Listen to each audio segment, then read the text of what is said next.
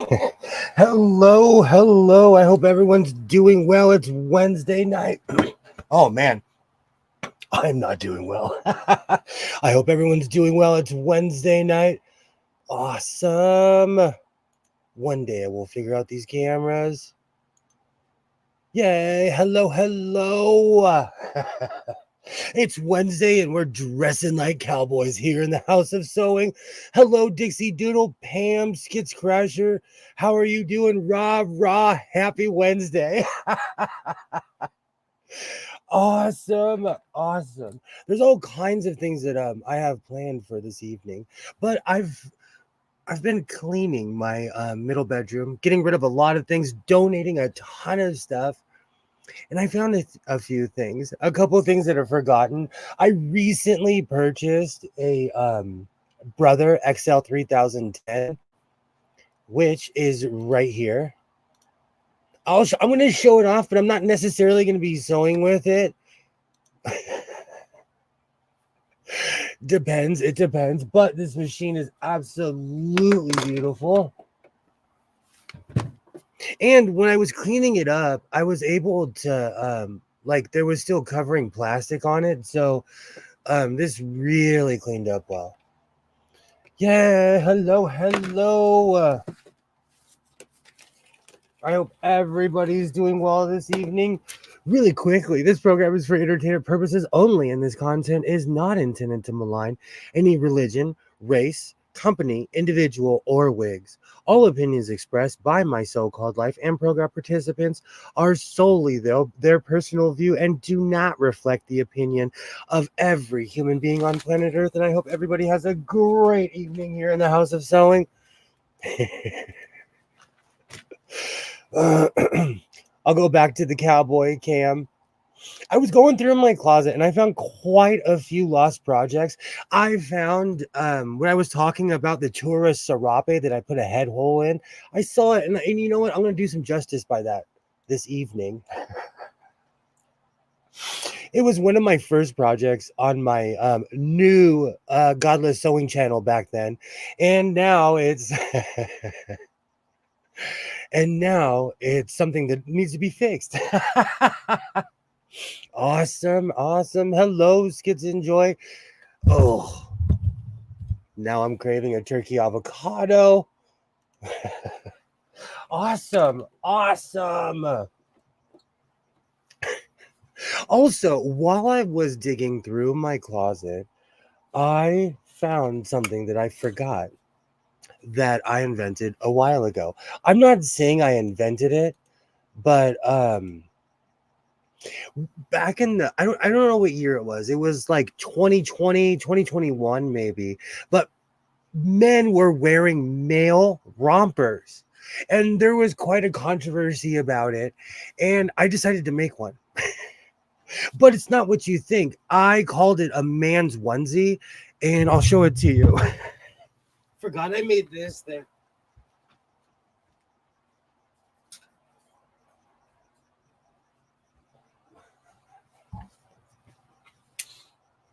Nope. Nope. The hanger is so old it's gonna break. I think I made this like 2 years ago. This is a onesie, but it's all denim. And because I didn't know what I was doing, I just sewed a pair of jorts to a really old John Ashford shirt, and I called it my man onesie. I forgot about this, and shout out to Butterfly because she was there 2 years ago when I invented this thing. Yay, hello, hello, Manzi. Yay, good evening. Hello, hello. Yay, hello, Butterfly. How are you? So I forgot that I had this. I found this hanging and I was like, holy cow. So I'm gonna do justice by this too.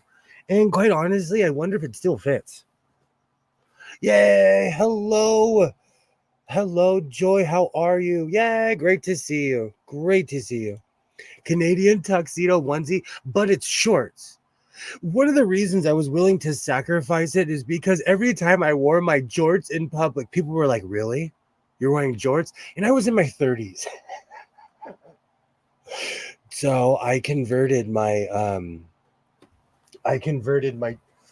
my jorts into a onesie. It was during that weird craze. But I'm going to do justice by this evening, and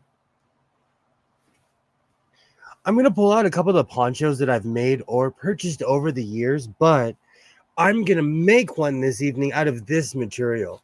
While I was cleaning, I forgot that I had this. I got this from my original trip downtown, which was about 2 or 3 months ago. It feels like it was so much longer because I've purchased miles of fabric from the fashion district. But this is almost like blanket material, but it's thin. So this is perfect for a mock-up for a pattern that I have. Let me hang this back up before the hanger breaks. Yay, I'm glad that you're good, Joy. Great to see you. Great to see you. Young Mr. Sewing's MMA class was canceled, but it gave me time to finish a few things.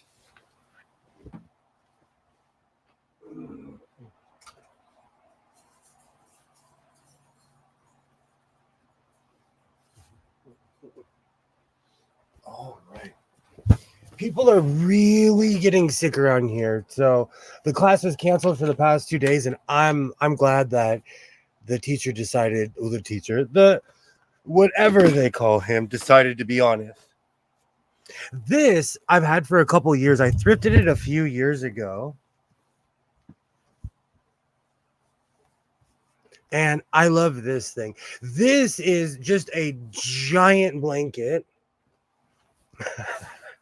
This is just a giant blanket with a head hole in it. I found this at a thrift store and I added this. And because I'm obsessed with slow stitching and Sensisco, I added a bunch of threads around it. I tried to make it look like it's bursting out, but I love this thing. Is warm.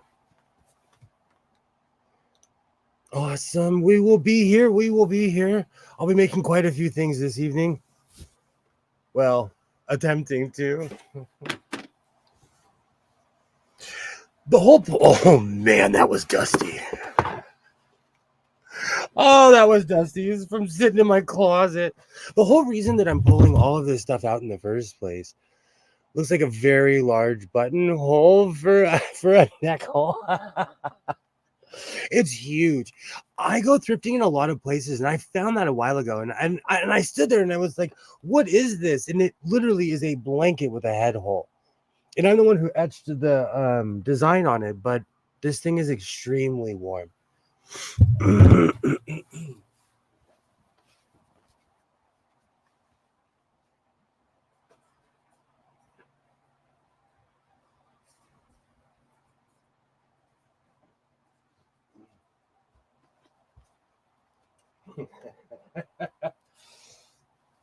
Which leads me to this. This it was an NFL product. This was from the Washington Redskins, but I covered everything up. I added a few designs on this. I might want to come back and like take these designs off and add new ones, but I don't know. Which leads me to the serape.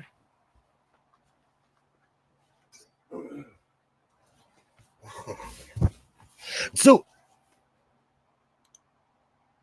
all right. Yay. Hello, Pam. Hello, Joy. I want to say 2 years ago, I don't know, probably even longer, I own quite a few of these. These are the blankets that they sell to tourists in Mexico. And once I found the difference between the real ones and the ones that they sell to tourists in Mexico, I made a video where I was like, "Oh, I'm gonna make a poncho." It was a great video. I made it like 2 years ago. You should go check it out. This room is actually empty. It's strange when you watch my old videos and there's like a ton of space in here. You can see how humongous this room is. Yay, hello. Awesome. But I'm thinking about doing justice by the neckline of this, and I'll show you what I'm talking about. I made this 2 years ago, and that's back when, like, if I made a mistake, I would just step really back from the camera.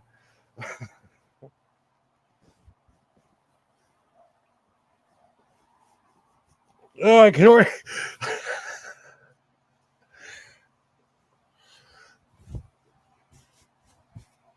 I guess that's super. I guess that's extremely cowboy just to have a rando neck hole like that. But how can I save the neckline of this? Hey, Commander, how are you? How are you doing? And I'm curious. So I'm extremely curious. How are you doing, Commander? Great to see you. So, how can I save the neckline of this? Because this is something I made 2 years. It's been sitting in my closet for that long. It hasn't been cold enough to pull any of this stuff out. I forgot I had half of it. So what I'm thinking about is just getting a like material and completely edging around the neck hole and just leaving it open. Or maybe even adding a hood to it. I don't know. I don't know. Serge it and turn it over and hem it or make a bias binding in a facing or a stitch down. I'm doing okay, trying to adjust from jet lag. Skidscrafter asked the $1,000,000 question. Commander, I hope everything goes well for you. And we are here for you. And I have bail money and friends. I'm like Laura Dern in the Jurassic Park movies. You didn't see her, you saw her in the first movie, and then you didn't see her until like the fourth movie, but she saved everybody. She saved everybody. Be safe, please. All jokes aside, please be safe. I would blind stitch the neckline, use bias binding. A good sounds good. Oh, a hood sounds good. Okay. Please be safe, Commander, please. A hood sounds great. Yay. Hello, Commander. Hello, hello.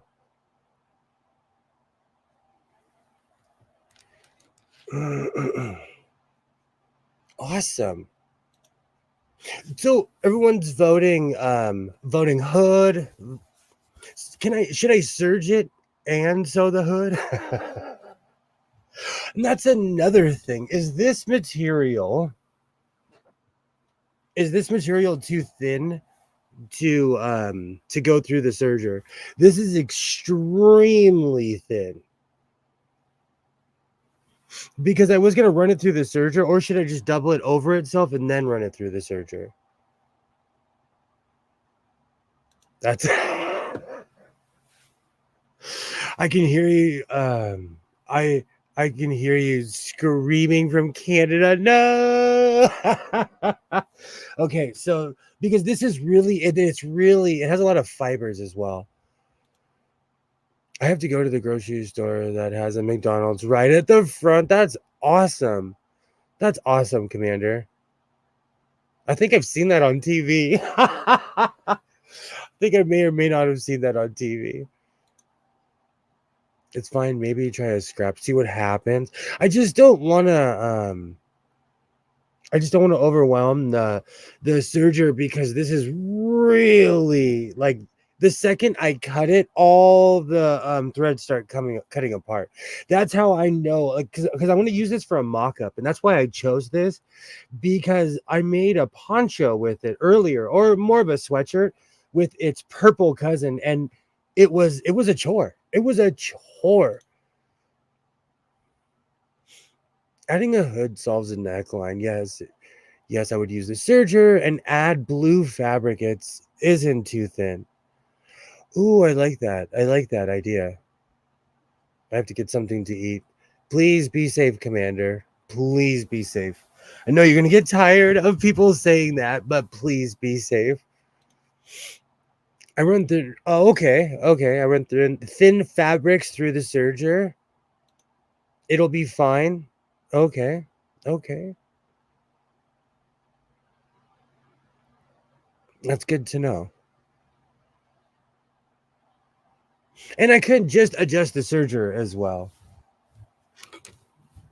I'm like scared. I am scared. I treat my serger better than any sewing machine I have ever. It's because I'm so traumatized by having terrible sergers that now that I have a working serger, I treat it with the utmost respect. But here in the House of Sewing, I just wanted to say, Commander, we are here for you, and I hope everything works out for you, and you have a great time. Awesome, awesome, awesome. Let me adjust my camera angle a little bit. So I don't know what I should do with my man onesie yet. I'm gonna figure that out. That's more of a funny haha thing. Later, I'm gonna try that thing on and see if it still works. But it's early. We're not to the shenanigans part of the show yet. It's still early. So I've cut my patterns out for. Let me see. Oh, it's all in the living room. I found a poncho pattern. That's what kind of sparked me pulling out all of my ponchos. I was thinking about redoing one or two, but I'm gonna check this pattern out. I know it's kind of goofy using a pattern for a poncho, but I'm a pattern collector, so I'm gonna try this out. And it's a one size pattern, so I cut it out. Stuff it and make the bird a stuff it and make that bird a body with a onesie. To further traumatize skits. Hello, hello, hello. Yay, great to see you, great to see you. We've all great to see you, Waternay. Awesome, awesome. Yay, hello, hello.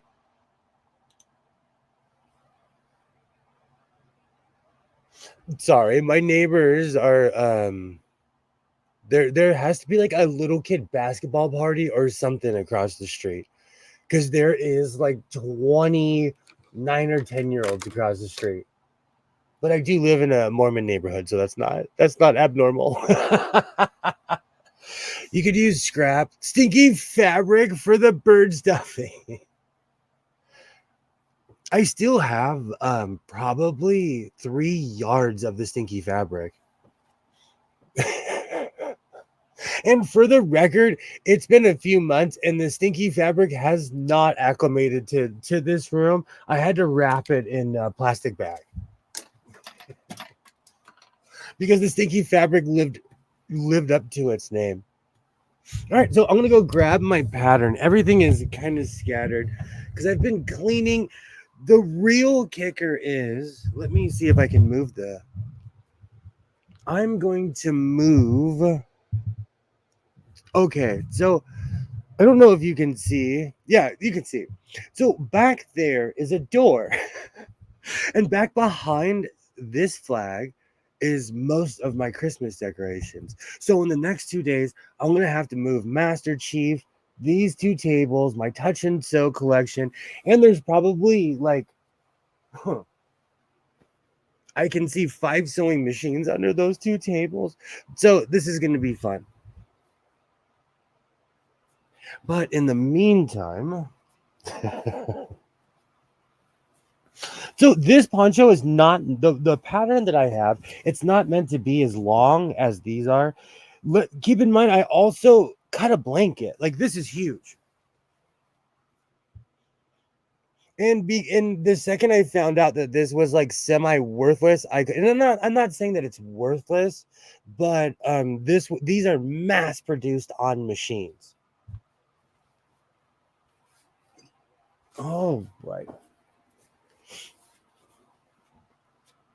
And with this, I'm still scared to run this through the serger, but caution to the wind. We're going to see what happens. This is razor thin. and I got it for a really crazy price. I think that's probably one of the first things that I purchased in downtown Los Angeles because I got there so early. I didn't realize where I was. I was at the very end of the fashion district.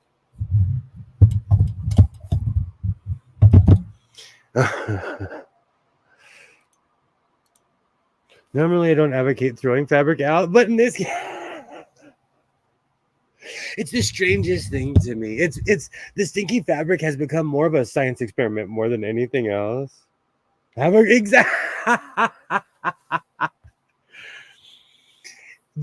Oh yeah. Do you know what's funny? I had a whole formula until I put the second table in front of there.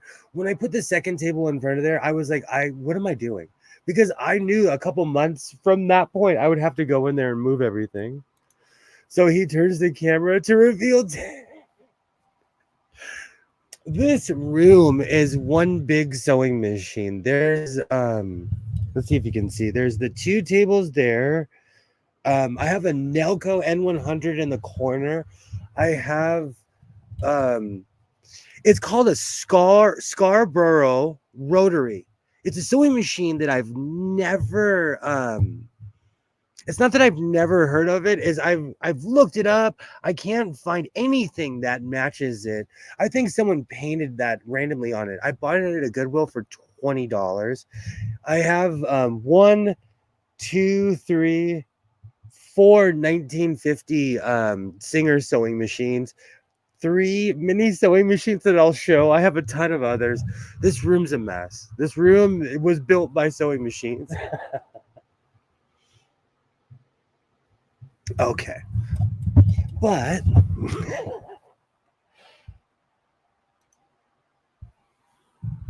if it's stretchy, you could use the rolled hem on a serger and make the edges.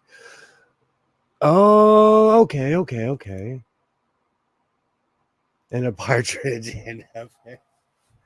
See, that's the kind of song that I want to get stuck in my head. I'll definitely take that one.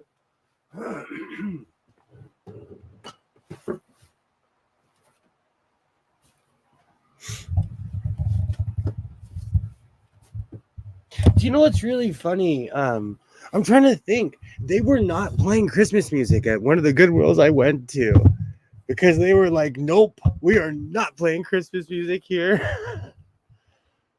Oh, good times. Good times.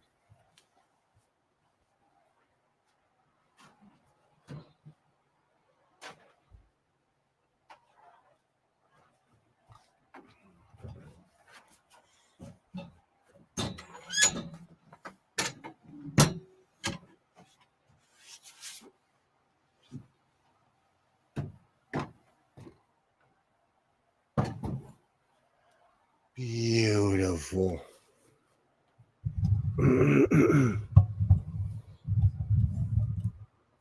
All right.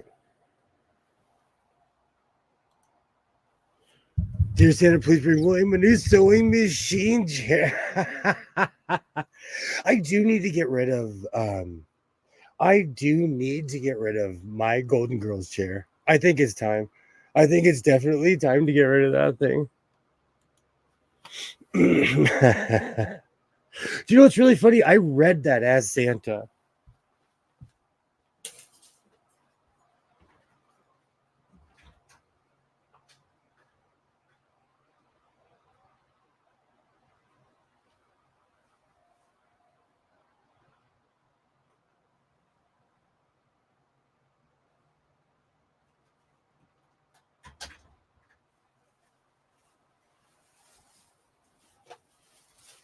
All right.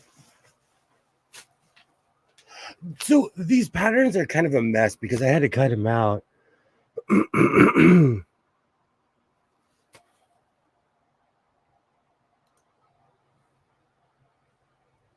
All right. But I recently purchased this pattern and I bought it just more for the look. And I'm thinking once I pull the patterns out, it's actually a decent size. It's not a full size poncho. It goes more to like half the waist, but I love the design on this. So I'm gonna give this one a try. I'm gonna make the extra large one because I make everything huge. It says it takes 2.5 yards of fabric. And for anyone keeping score, this is McCall's L9 580. And I'm always down for a new pattern.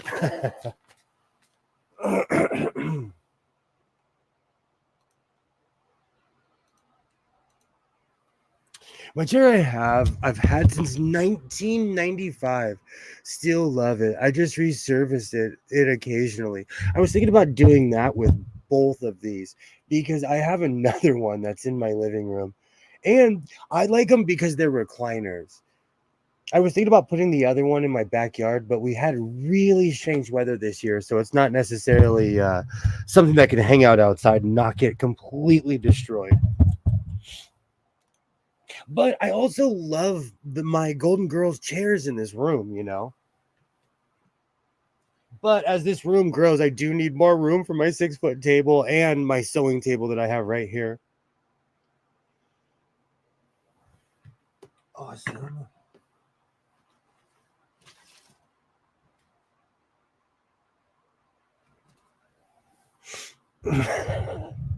All right. I was checking my notes, but I found a bunch of really cool music that's semi inappropriate.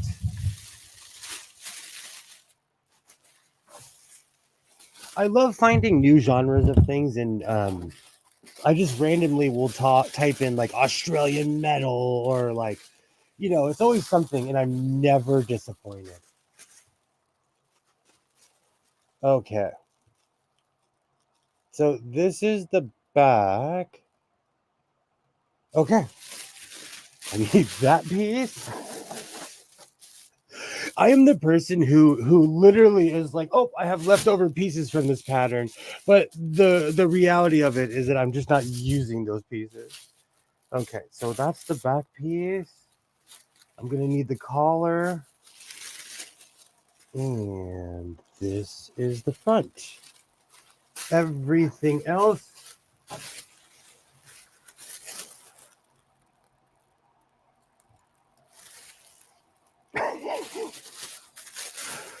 All right, we're gonna find out together how wrong I am for not cutting out certain pieces of this pattern.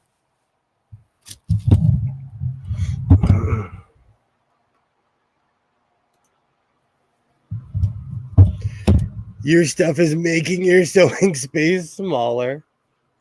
Once I moved that, I'm thinking about putting that table in the closet, so I'll have my giant room back. But I said I wasn't gonna buy any more sewing tables, and I went and bought more sewing tables. So it's one of those things. So does my stuff. So does my stuff. Not much floor space left. Thank you, Joy. Thank you.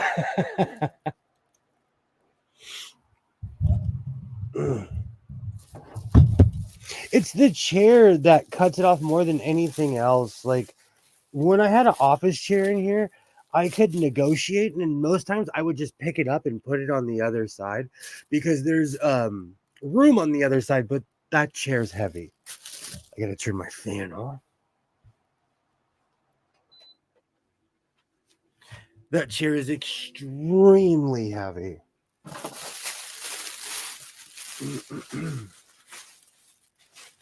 All right, so let me get organized real quick. I'm going to put away the pieces that I'm not going to use. I read the instructions, but they were semi-confusing. So I'm going to go in 100% blind on this. But, I'm not saying this to be mean, but how hard could it be to make a poncho?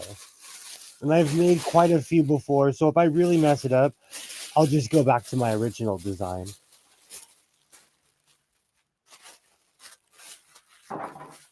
Sometimes you have to have some bravado. Oh man. Perfect. As I smash this pattern back into submission, I do not need you. Okay. If you ever wonder why, you'll get a brand new pattern and it's flat, and then if you buy one at a thrift store, it's all fluffy. It's because the pattern met someone like me. Mine does too. I have problems. That's why I use a curtain in my space, hides the stuff behind me. I do the same thing in a lot of ways. That's why I bought a storage unit because I had a ton of stuff. And I just took everything I could out of my house and kept on putting stuff in the storage unit. But now my storage unit is just completely filled. All right.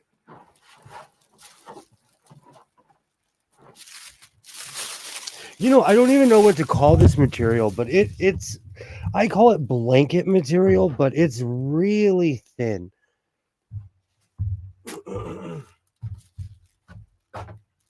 And it either shards or curls in on itself when you cut it.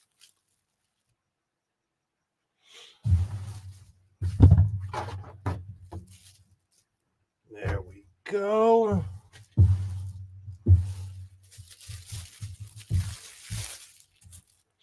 I definitely cut an experimental piece off of this because there's a piece off. That's probably when I was trying to figure out if this stuff was washable, and it is.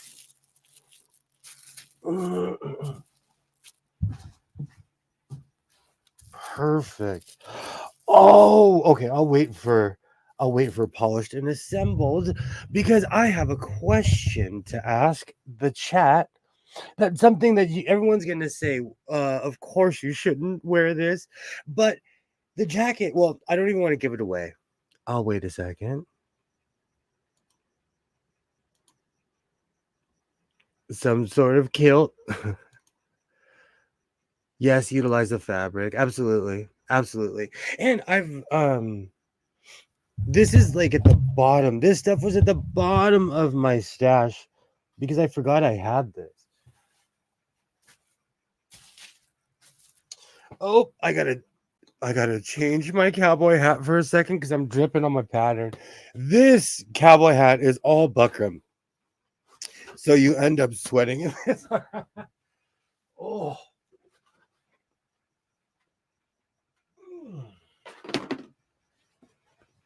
Okay.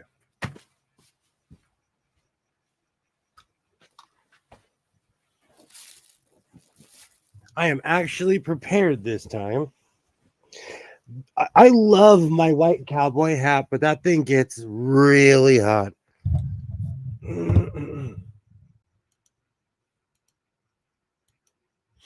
All right. So, needless to say, I'm probably not going to go downtown this weekend. Even last weekend's trip was definitely an indulgence. Actually, what's really funny? I think of that, and I might go just to buy Hans some more stuff for Christmas. But I've already Amazoned an amazing amount of stuff, so I don't know if I should just stop.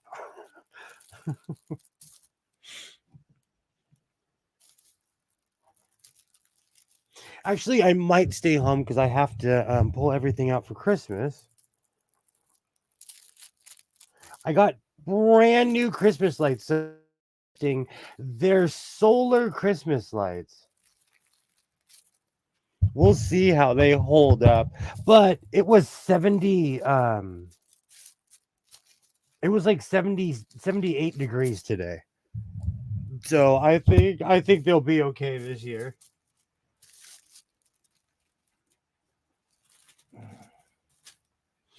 All right.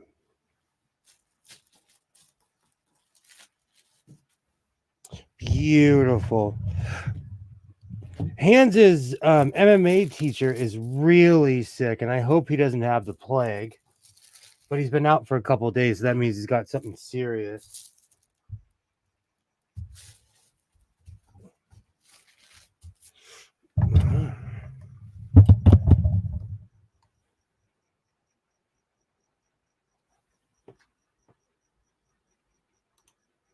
I'm picking up some chili. How much of a hurry are you in?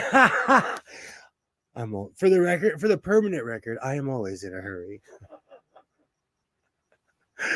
Oh, I'm kidding. I'm kidding. You're making me hungry though with your chili. Oh, okay. Awesome. Awesome. Oh, I just have a quite of a story about something I discovered about something I purchased. You know, I purchase all kinds of things from the thrift store, and sometimes I purchase things that can be misconstrued as something besides me just thinking they're cool and liking the fashion. And in case of something I recently purchased, it's very much that.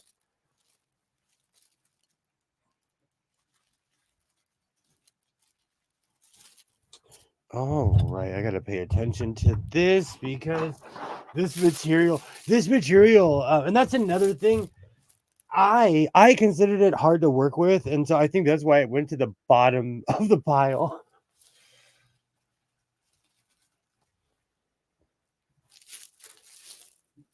because it's stretchy, it's thin.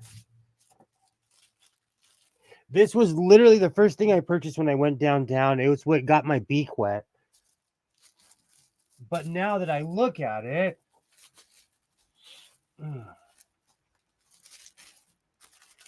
oh boy, perfect. Perfect. Oh, okay.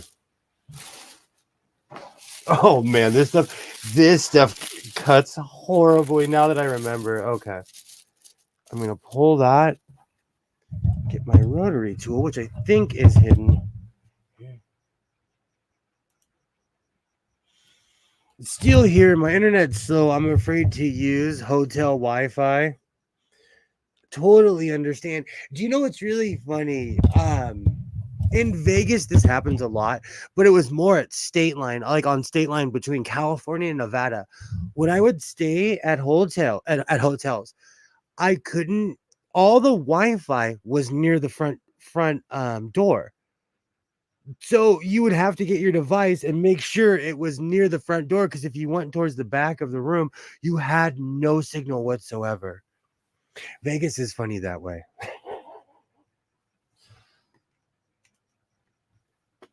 I'm in a hurry to get things done. I rush and rush until there's no fun. That is my song.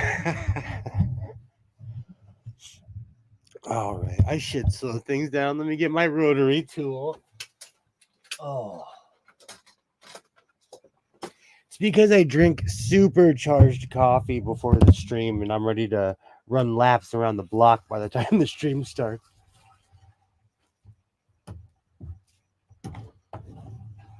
Ah.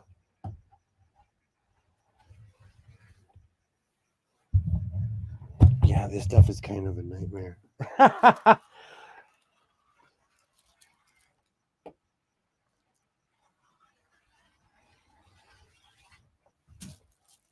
Oh wow. Now I remember why I hid this stuff. Has anyone in the chat ever worked with really stringy material? This stuff is semi frustrating now that I remember, but this is going to be a mock up, so I'm not going to line anything. I'm just going to sew my pieces together.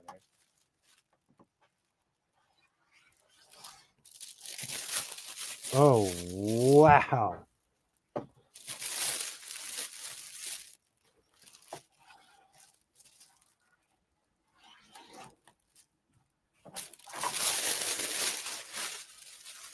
Okay, that completely shrunk in on itself.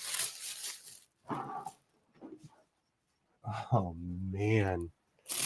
I'm going to have to leave that right. Actually, I can adjust this a little bit.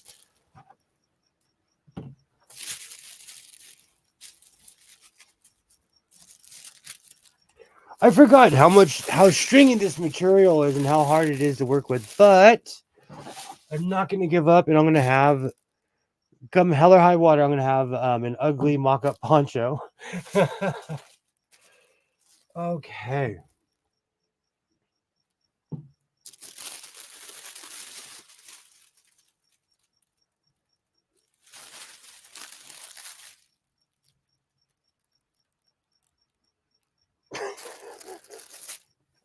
I might have to recut this piece. I might have to completely recut this piece because that was a complete failure on that cut. And now everything that I cut is completely folding in on itself.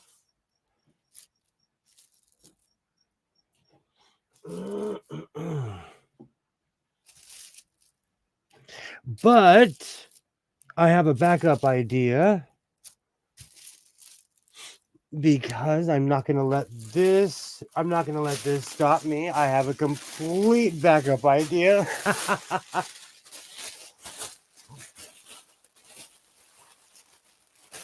One of the reasons I wanted to use the blanket material because it was something that I was willing to sacrifice. Because a lot of what I have is I'm not willing to use as lining because one of the reasons I purchased it was because, oh, I love the way it looks. So instead of wasting everybody's time, I have a complete backup, but I gotta put all this away first.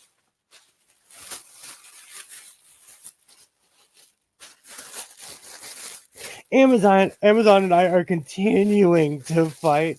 They even sent me an email of like, I don't know why these packages can't just come to your house.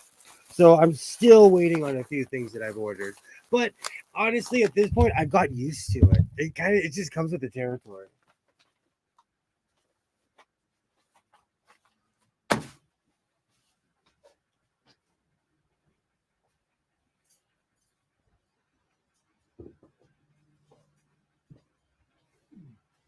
Oh.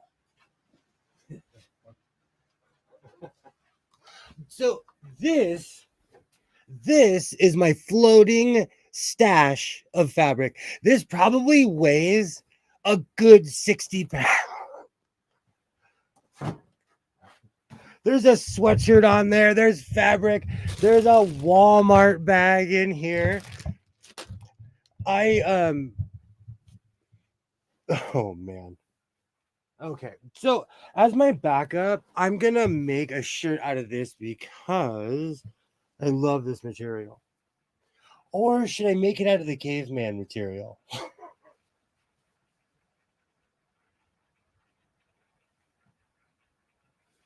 I was trying to move my camera earlier because the lighting just does not do justice for how bright this is. This is 1991 bright. This shines. It's so bright. And it's funny how the camera angle makes it look dull. Oh, that was heavy. It's probably heavier than 60 pounds.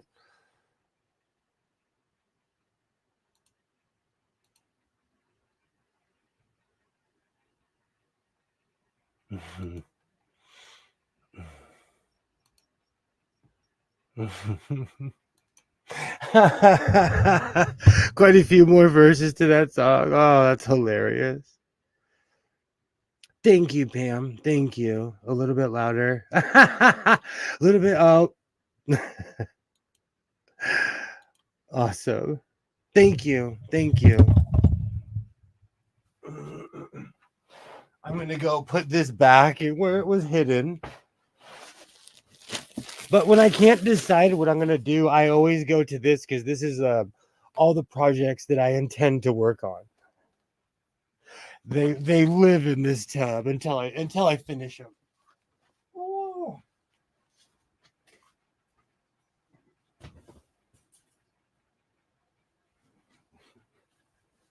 You know, it's amazing how heavy fabric is. All right, so back to the production line. Let me see if I back up, if the camera. Let me take the comment off. There it goes. This fabric shines. And it probably sat underneath like a ton of fabric for 20 or 30 years until I found it.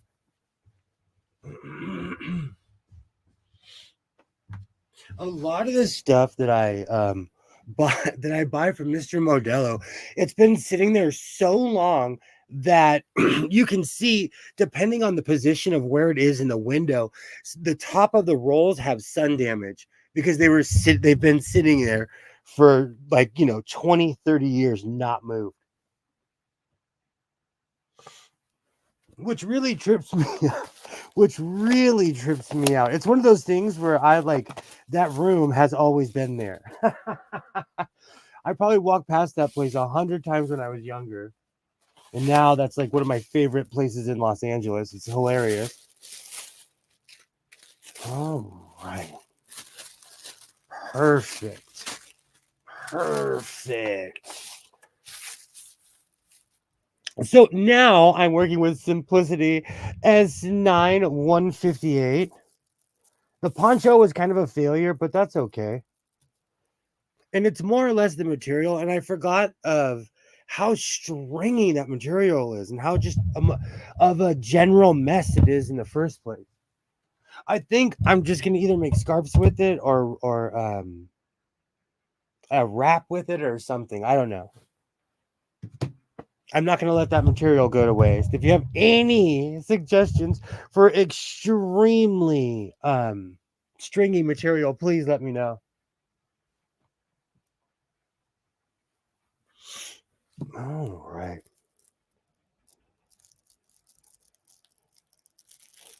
Trying to think. Today I have been going to the Goodwill often lately. Because we're coming up on Christmas break and there's just great deals. There's just great deals, at least in my town. So I've been taking advantage of that, but I I have found well, I'll wait to talk about the jacket, but I found a few shirts because I do that ironic thing of donating and then walking into the store and buying more.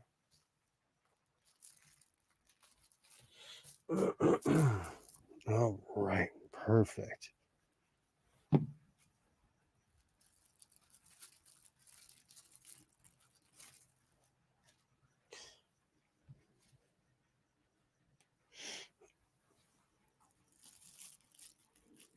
It's a different being a homeschool parent is different because I live near an elementary school and I forgot about all the traffic and people fighting and um Isaiah and I made like the bit of an indecision, so we had to come the long way around by the elementary school, and I just forgot about all the drama that involves parking. And it's so weird to me. Back in the day, you would see the parents out talking to each other, but as I drove by, there was a sea of people in their cars, and everybody's just on their cell phones, and no one's interacting with each other anymore.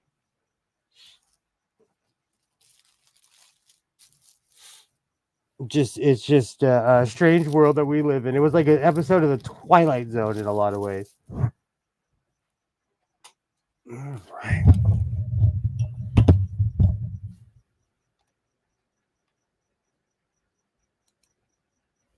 I'm gonna have to sign off. Have a great night. Have a great night, Pam. Well, I'm gonna be here for a little bit. Have a great night. Great to see you. Thank you for stopping by.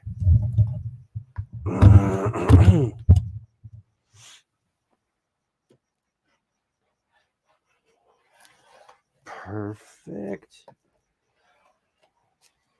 I'm trying to cut the neckline a little bit. I'm trying to give myself a little bit more room, considering I know this pattern through and through now, and I know where to cut and where not to cut.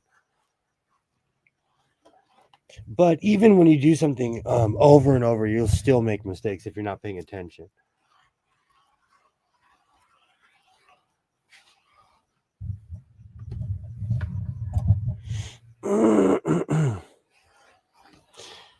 Commander, if you're still listening, I hope you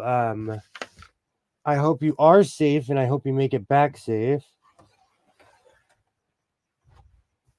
All right, I'll chuck that on the other side.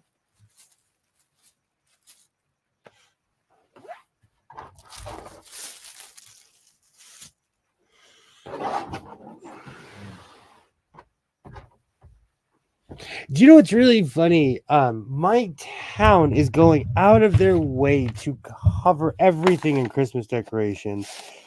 And like, given the economic situation right now, it's kind of laughable. But we have a giant tree lighting and everything. It's hilarious. But I've been noticing more and more traffic. Where is my other pin cushion?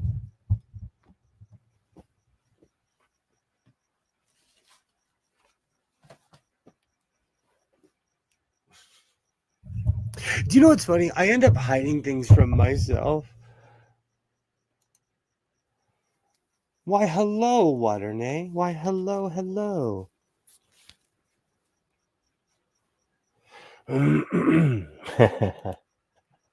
Awesome. Awesome.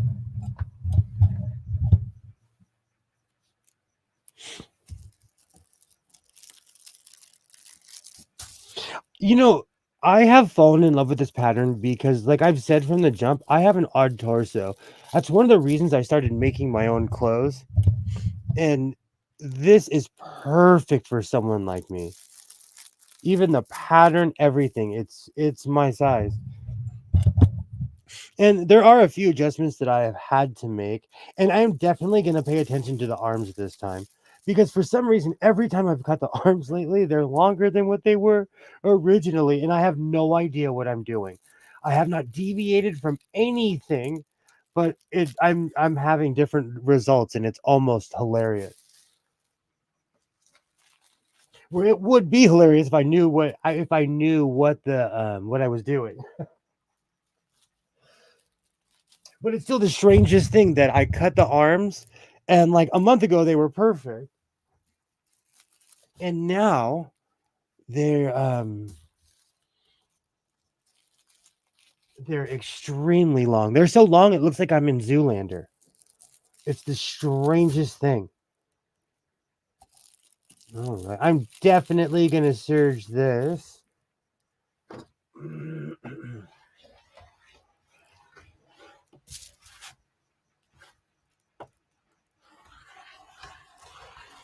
Beautiful.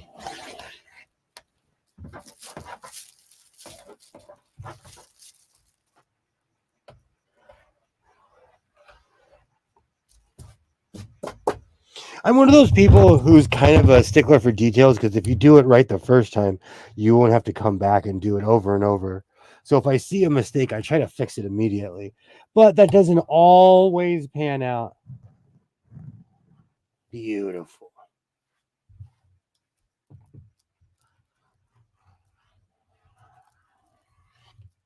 That's another thing. That material was so frayed, it had me thinking that my knife was dull. Okay, I can actually use that excess to my advantage.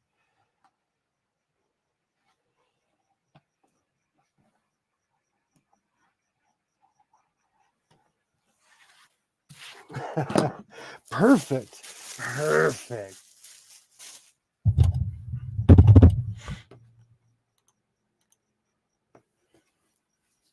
Kilroy, if you're listening, I hope you're doing well. And if you watch this in the future, you're definitely in our thoughts. I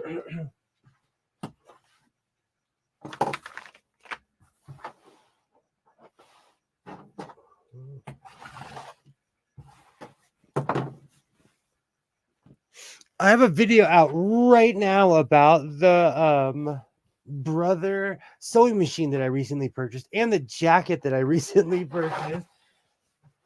I really liked Pam's suggestion about showing off the things that I thrift, but I have a feeling like if I really did, I would have a video like every 2 or 3 days. But I really liked the idea, so I ran with it. Okay.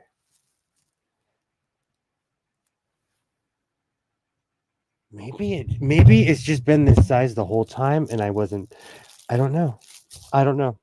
I'm gonna cut this sleeve and just see what happens. Awesome.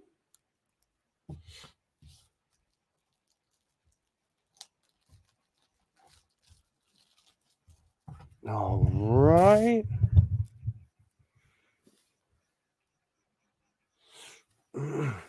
I have no idea what happened last time and why this sleeve was so long, but we're going to find out this time.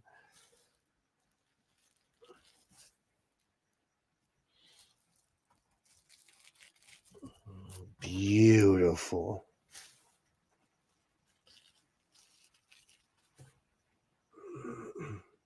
And I'm going to try the poncho fabric. I'm going to try the poncho pattern. I'm just going to use a different fabric.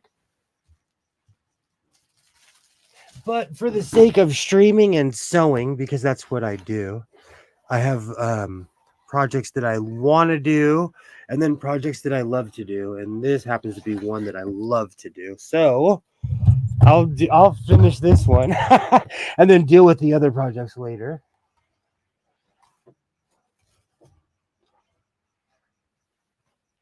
Perfect.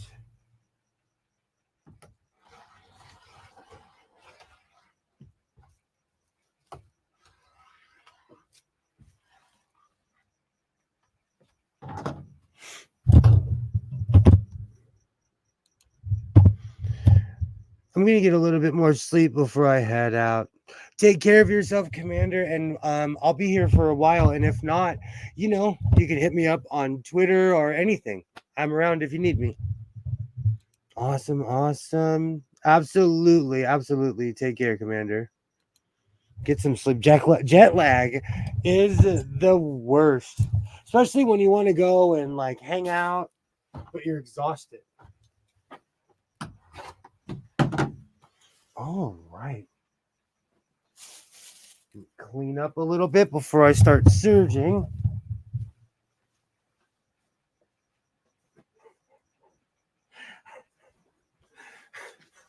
Everywhere else in my house is spotless except for the middle bedroom and this mess that I call a sewing room. But everywhere else is spotless in my house. And then in here, it's just fabric everywhere. Yay! I was wondering where you were, Kilroy. You missed all the action. Commander is in Ukraine right now. I told a bunch of jokes that like you weren't here to get. I literally fell in the forest and no one was here to see it. I had a cowboy pattern that was a complete failure. Well, it was a poncho that was a complete failure. And I'm drinking extremely strong coffee this evening. I'm glad you're here, Kilroy, because I have a semi-funny thing to share. I'm waiting for Waternay to join. Yay! Hello, hello. While I clean up a little bit here. How are you feeling, Kilroy? Ooh.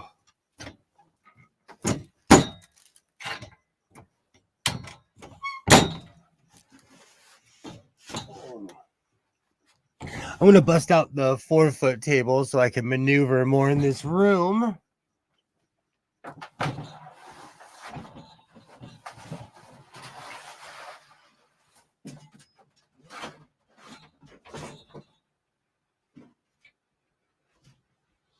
All right.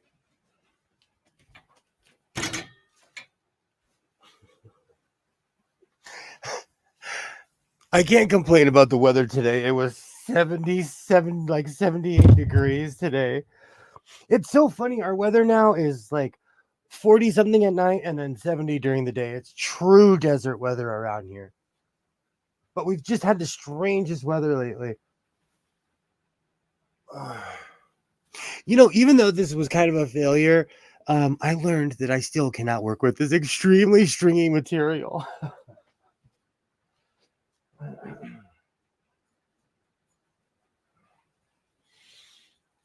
Oh. All right, I should get a bag for scraps.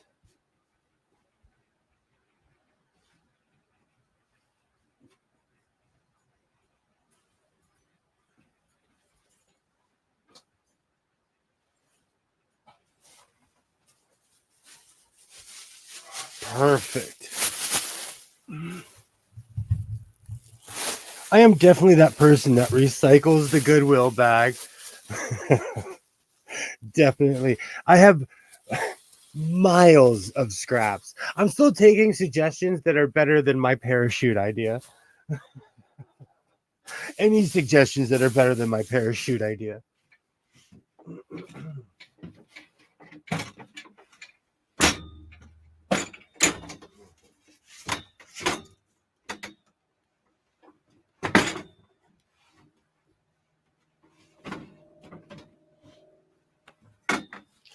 So, it's that time of year. Tired. My infusion turned out to be today instead of yesterday. And I go in for another one tomorrow. They take 6 to 7 hours a piece. Hey, Alibaba! Yay, I'm glad you made it. I'm glad you made it. It's been a rocky start. Not necessarily a rocky start, just I had a poncho failure. You don't have whether to begin. Well, it's shocking. It's going back to being spring. It's really confusing, the plants and everything. It's the strangest thing. Yay. Hello, Alibaba. Great to see you. Great to see you both. I'm glad you both made it. Oh.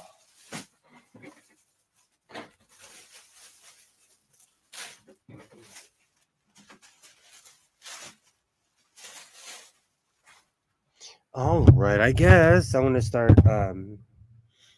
taking the pattern off, and I should clean up first. It is a mess in here, and I'm one of those people. For as much as I have clutter, I'm constantly cleaning. You know, your sewing space needs to be cleared where you have enough space to do your thing.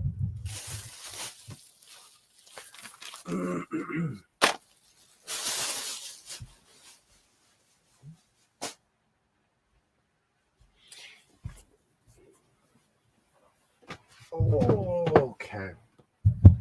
So I have a question for everyone in the chat. Are you guys into the holiday cheer? Are you guys happy that it's Christmas? I'm not necessarily a bah humbug person, but I'm also like, why are all these people on the road? I love the camaraderie time of year. I love, you know, hanging out and seeing people that I see once a year. That is a lot of transfusion. That is a lot of transfusion. I knew you were going to say, I'm glad that you're here, number one. I knew you were going to say that. I knew you were going to say that. It's very true, though. It's just weird. Some people are in holiday cheer. Half of my neighbors have not put up their Christmas lights. And it's just the strangest thing to me. And there's people that I know that put up Christmas lights every single year. Sort of into the holiday cheer. I watched quite a lot of Christmas stuff today. You know what? I think I need to do that. Maybe that will get me in the spirit. Whenever I watch like the claymation, you know, like Mr. White Christmas. Whenever I watch that, that gets me back into it. Yay! Yay! I got white fluffy snow that sticks to everything. You know, as a Californian, I literally have to drive to the snow. I have to go find the snow. Awesome. Awesome. The reason I asked that is because it's just strange to me. My neighborhood is usually really lit up this time of year, but nobody has really put out their Christmas lights. It's one of those weird things. And these are people that I know that own their houses that aren't moving anywhere. And, you know, it's the 6th. And usually by now, my neighborhood is a winter wonderland. It's the weirdest thing. We just get enough. We just got enough snow nowadays to make it dangerous to walk around outside. That is weird. It's the strangest thing to me. When I lived in Portland, it was icy right before because it would rain all the time.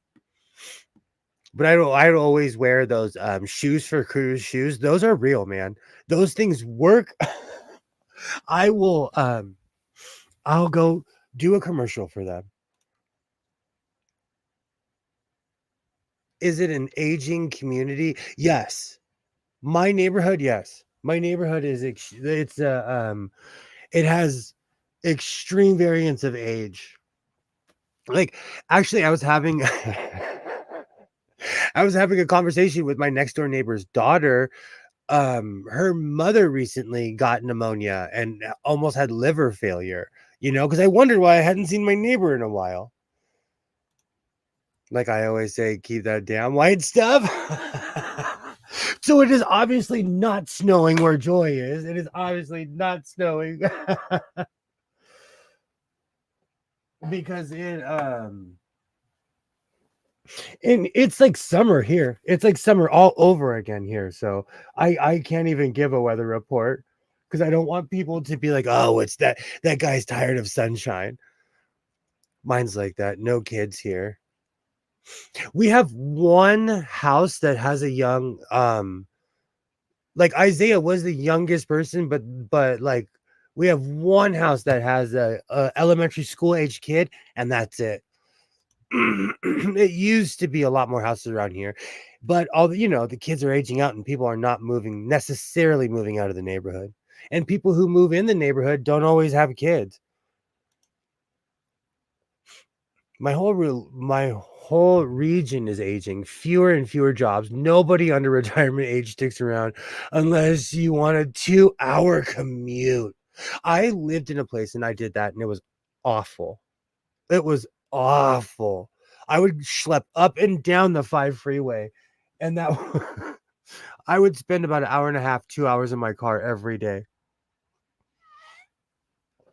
All right, I'm going to move this sewing machine, but I'm going to show this off one more time before I move it. This is the wrong screen I'm clicking on.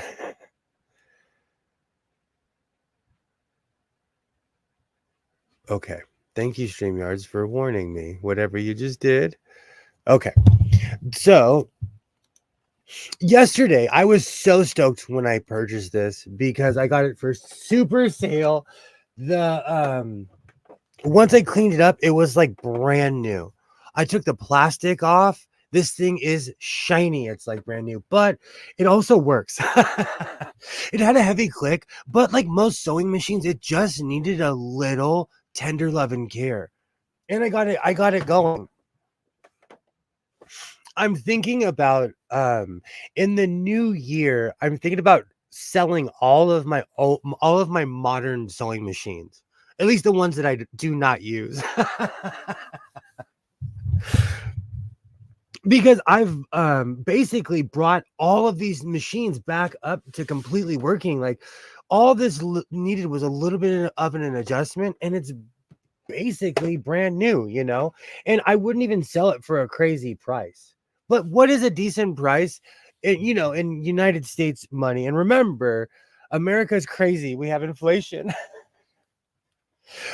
But they retail. I've seen them anywhere from like $20 to $80. This is incomplete. But I've mainly seen them for $50 up.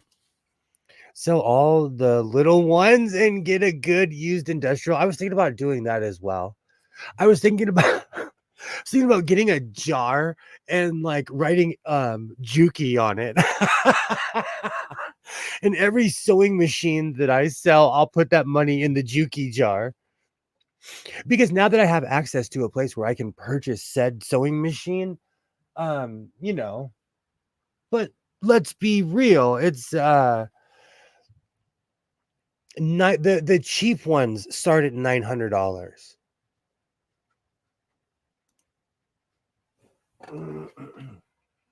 Sorry, my hockey alerts are going off, but I'm completely stoked. I love refurbishing sewing machines, bringing them back to life, and messing around with this thing reminded me that I'm really good at bringing modern sewing machines back to life. And I kind of forgot about that because I've been making I've been sewing a lot lately. And I forgot about the industrial side, about the house of sewing. So that's why I made a video about it, because I was so stoked to get back to what I used to do. It felt good. It felt good to get back to what I originally started doing on this channel.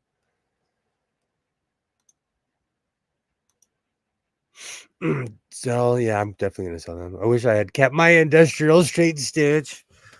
I might get a used industrial too. I don't want to spend like. Here's my thing. I don't want to spend. They're pricey. They are so pricey. Should look online, like Toledo. I was thinking about that. Also, I think they're called Sailorite or Sailorite. They've been following me around for years. Yay! Hello.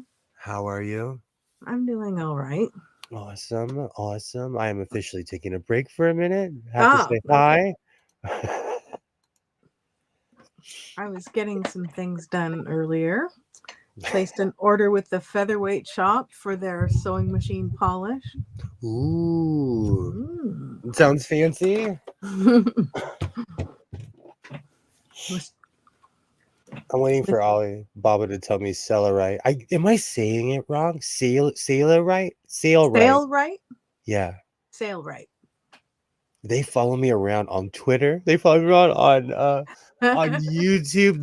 Because I'm constantly looking up how to do this with the sewing machine, or watching people sew. So YouTube knows that, so they sell me every sewing machine under the sun. They need a 55-gallon drum with Juki on it. I knew someone that filled an Arrowhead bottle with quarters, nickels, and dimes, and it was a fair amount of money.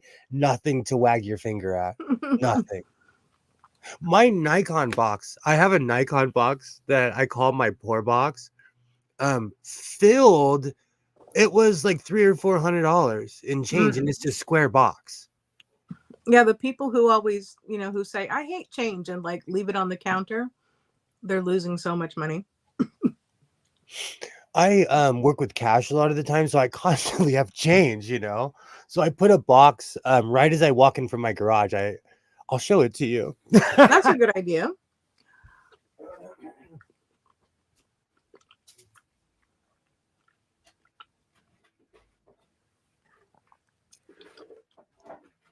Yes, Alibaba, that polish is nice.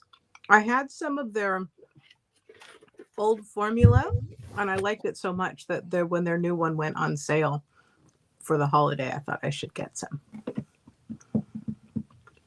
What kind of polish are you getting again? It's a two-part. It's a cleaner, and then a heavy carnauba wax polish. Ooh. Sounds fancy. Whenever it's a word that's not easily identifiable, it's extremely fancy. Well, think really high-end car polish. No, I know.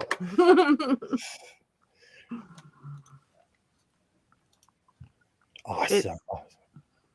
I don't know that I would use the cleaner on.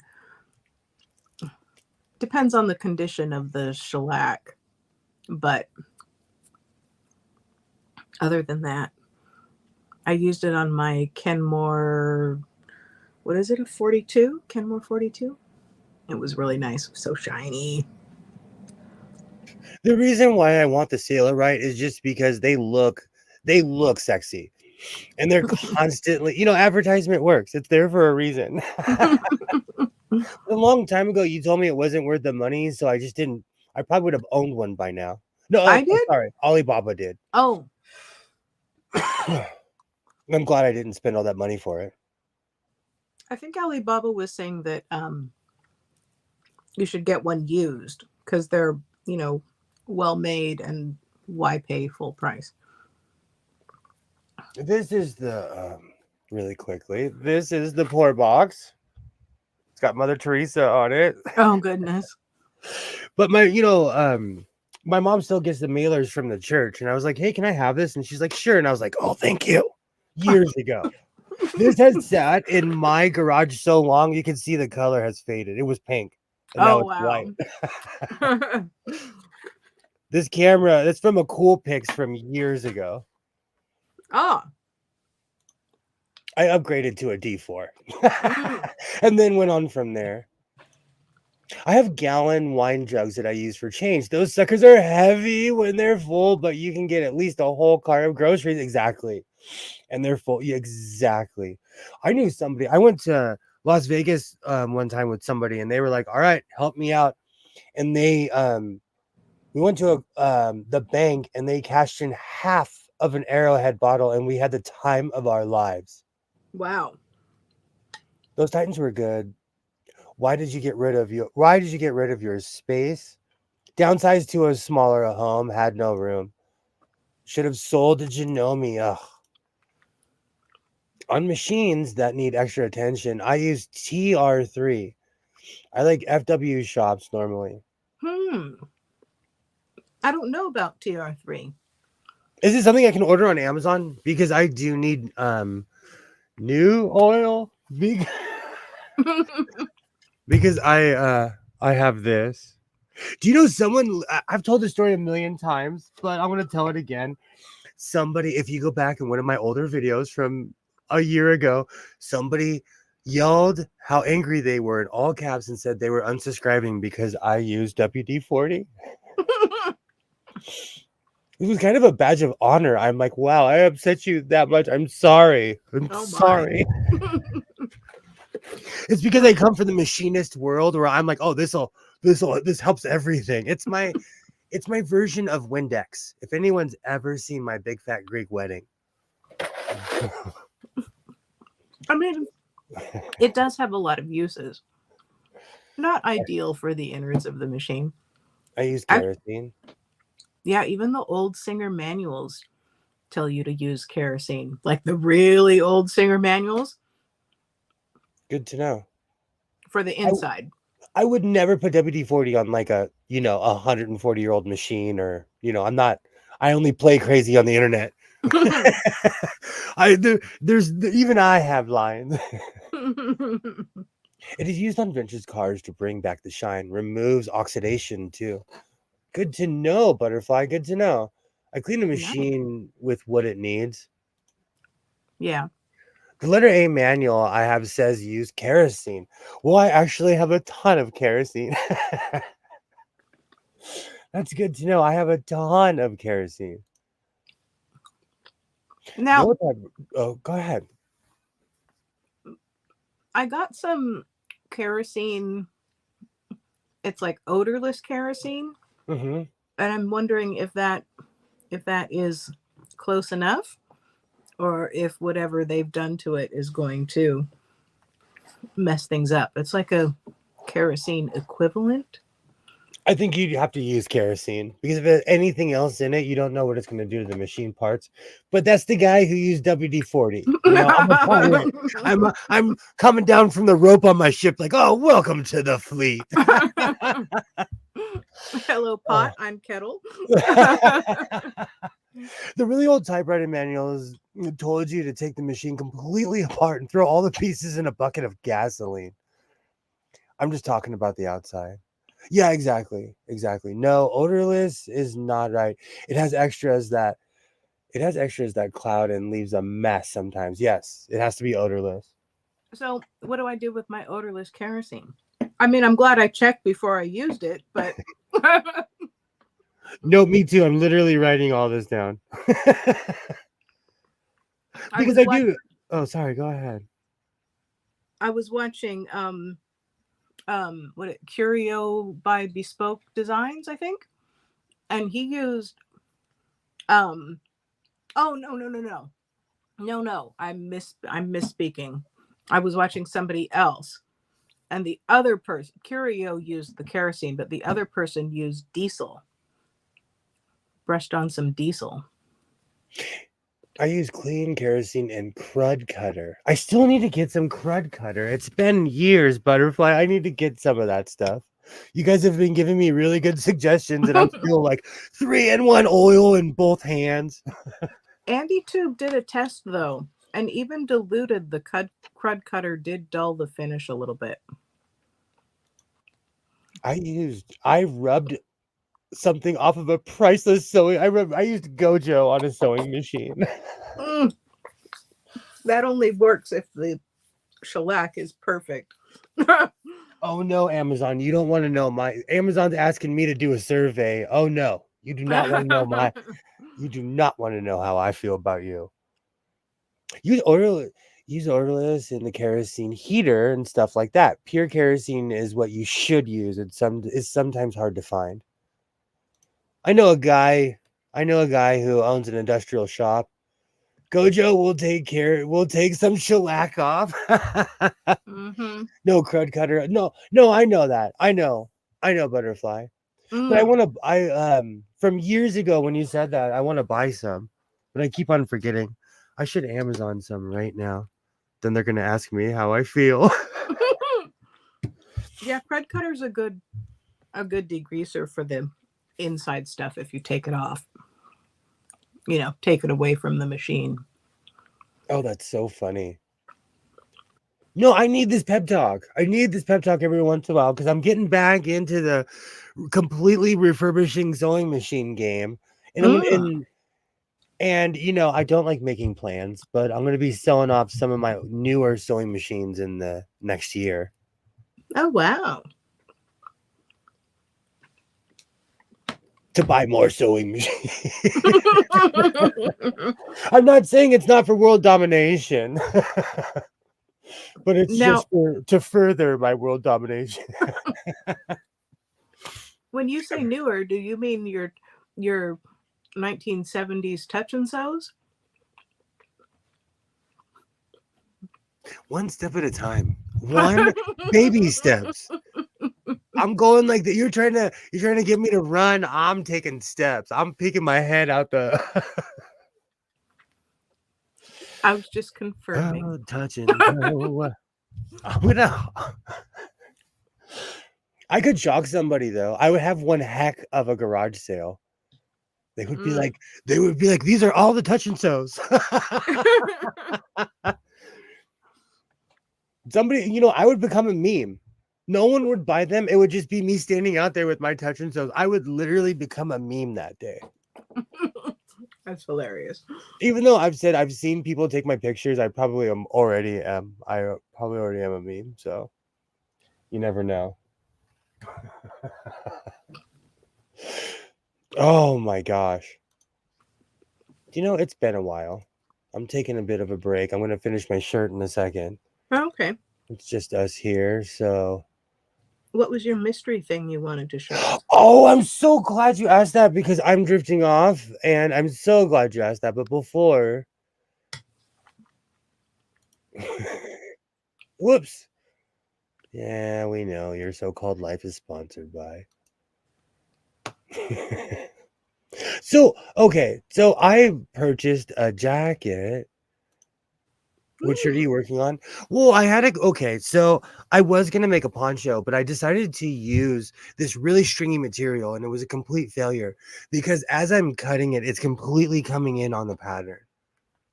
And now that I think about it, I don't know how I made that poncho. Because I made a poncho with the other material. So I decided to make a shirt with the really bright material that I have. Let me see if I could show it on the camera. You know what you could So go ahead. You know what you could do for the stringy material? You could chalk the pattern out and then take the whole big piece of fabric and like zigzag it or something and then cut it out. The second it gets cut, it either goes in on itself or just completely frays, and it's a quitter. I'm just gonna start cutting strips off and wearing it as headbands, or I might turn it in on itself, sew it, and just use it as a blanket. That's an idea. Because it's the blanket material, and I'm the kind of person that will pile on a bunch of blankets. I was thinking that if you zigzagged it, it would stay in place, but you don't think that's enough for it? It's becoming a fight every time, and I completely forgot. I had much more patience last time. I made it. But before we get to my story, because this one is kind of funny, not funny when I tell you about what is on this coat. Okay. Oh, look at that guy with no beard. Instead of my usual fluff, let's go sewing. Get the most I checked. It's been a week or two. Okay, it's been a week or two. We need this. With new fashion excitement that's all created by you on your new touch and sew sewing machine. By Singer. Another fresh Singer. Girl with a golden touch on your new Singer Golden Touch and Sew machine. Dozens. This new built-in needle threader for the golden slant needle and the push-button bobbin that winds right in the machine. What a wonderful new feeling. You can do all three kinds of sewing: straight, zigzag, and chain stitch. And fancy basting. All three. Oh, and really quickly, butterfly, it's because I counted recently, and the number of sewing machines that I owe is well over 100. I'm nowhere near Fred Sanford's garage, but I'm well on my way. It was embarrassing the amount I have well over 100 sewing machines. Yeah, but months ago you said you were well over 100. Are you sure you're not over 200? Sew on one at your Singer Center. Choose from 5 touch and sew models from $149.95. What's new for tomorrow is that Singer today. I don't know. 200 is outrageous. That poor kid. See, that poor kid in their unfinished clothes. I would suggest cutting that blue knit fabric on a bigger surface so it doesn't not move. I have a giant kitchen table and mats. Without the leaf, my kitchen table is big enough where I could lay on the top of it. Wow. Yeah, without the leaf. And it's really sturdy and huge. My machine does all these stitches. Greatest commercial. Greatest commercial of all time. I'm sorry. Okay, so yesterday, keep in mind, I live in one of the yuppiest parts of Southern California. And when I say yuppie, I went to high school with Lisa Turtle, Zach Morris, Screech, and AC Slater and Jesse. Oh, come on. You didn't watch Saved by the Bell? I did. I didn't realize I was supposed to say that I knew those people too. I'm sorry. I'm just making it. No, because I like to remind people that Los Angeles is diverse, and I grew up in the suburbs.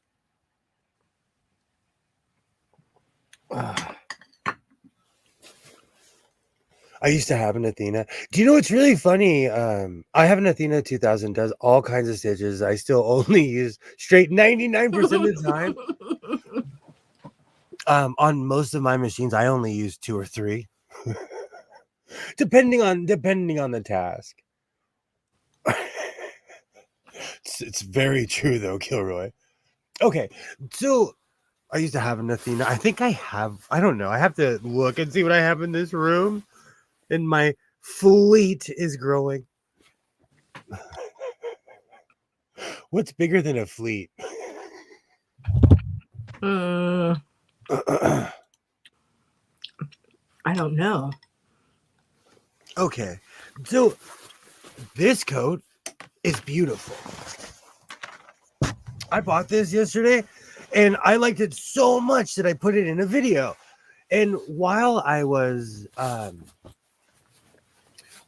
letting my video rendered, I started Googling all the identifiers on this jacket. And it was not funny. Can you see that says? It says 108th Street Watts. Mm-hmm. I'm wearing the wrong color for this jacket. Let's just put it that way. I was going to say, are you trying to get yourself killed? I needed an adult in the room to tell me that. I needed an adult in the room to tell me that. Thank you. As I have this singer thing, but I like the coat, so I'm going to cover this thing in patches. That's probably for the best. And But don't upload that video. I did. It's out right now. No one's going to say anything about it. It's me geeking out saying, hey, look at this. And you really can't see the arms or anything, you know? What's new for tomorrow? I have to go get an iPhone charging cable. Be right So I back. should cover this in patches, right? Absolutely. This is something that I would not wear outside of the house. Let's just put it that way. Patches on both sides and on the inside. But it's a quality coat, though. It's crispy. Like I said in my video, again, I went to the thrift store. I walked in and grabbed something. I saw it. I tried it on. I'm like, oh, this is awesome. This fits well. And it's a nice slim cut, so it makes me look skinnier than what I really am. I really like this coat. The drive-by tomorrow is Williams today. Comment of the evening. Comment of the evening.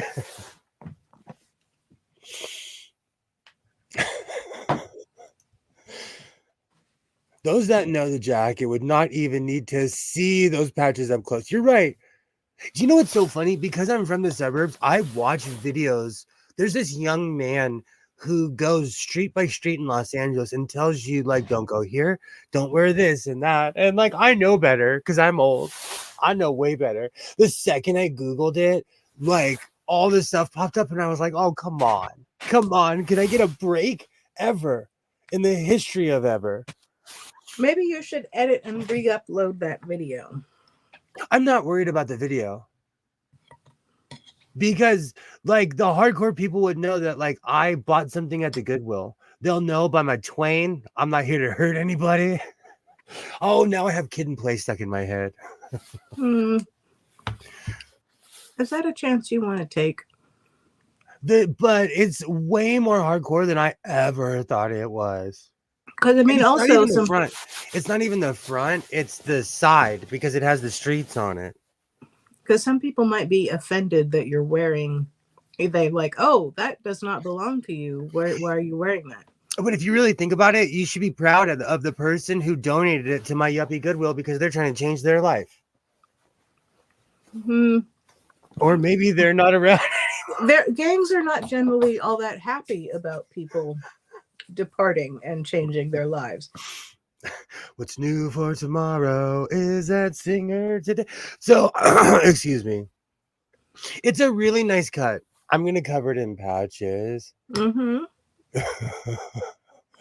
Quote of the evening, you ain't from that hood. In my hood, we drink. In my hood, people are looking forward to pumpkin spice latte season. It's really sad, actually. I didn't, I'm going to cover in patches. I didn't realize how hardcore it really was until I had already uploaded the video. Former gang member is a face like former CI. So true. So true. But look how crispy. I don't even think like this was worn much. This was someone's probably like their prize coat or something. Says the man who owns hundreds of coats. You should clone that. It was a good fit. It's perfect. And it makes me look skinny.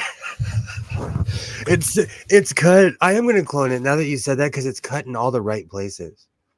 Yeah. See, and it's not and it doesn't feel like I'm being grabbed or it's bunched in or anything. Yeah, clothes that fit.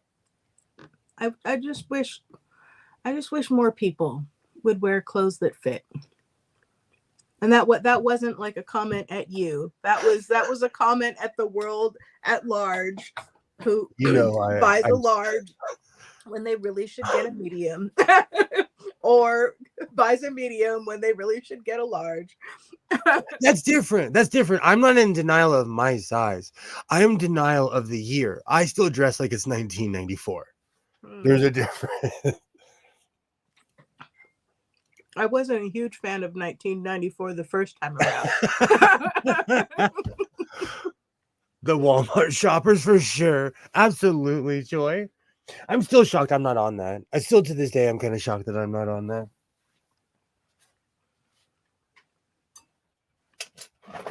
Well, Oh, you very, very style specific clothes, but you're not like showing your bum. never. I would never give people that joy. I would never. So you didn't? Did you see this earlier? Yeah, that's some fabulous fabric. I made this 2 years ago, but I need to do justice by the neck hole, so I might search this first Mm-hmm. because this is real. Well, actually, this was made in a giant loom, but this is from Mexico, and this is what they sell to tourists. Well, but you can make it your own, and it looks like nice fabric. I have real ones that are my age. I sleep with them. I would never cut those. Especially the ones I found at my grandmother's house. They were older than me. They were way older than me. You could do a patch collage on that. That would be nice. If he shows off his cake, then he'll send the wrong message. It's not that kind of show. It's not that kind of show. I've turned over a new leaf. Because I went through this weird phase of wearing ponchos all the time. Because I own 5 telescopes. I don't talk about it that much. Oh yeah. I used to actually I have one set up right now because I no longer have a next door neighbor. So it's nice. That whole side is dark. Back in the day. I can see Cassiopeia again because my neighbor's house isn't lit up. Wow. Back in the day, way back, my my school took a bunch of us out to go see Halley's Comet. Heck yeah. Alexa, what year will Halley's Comet be visible from North America? Halley's Comet will be visible from North America in the year 2061. 2061. Why did the volume get turned down? There is some gremlins in this room. You are 10 times louder.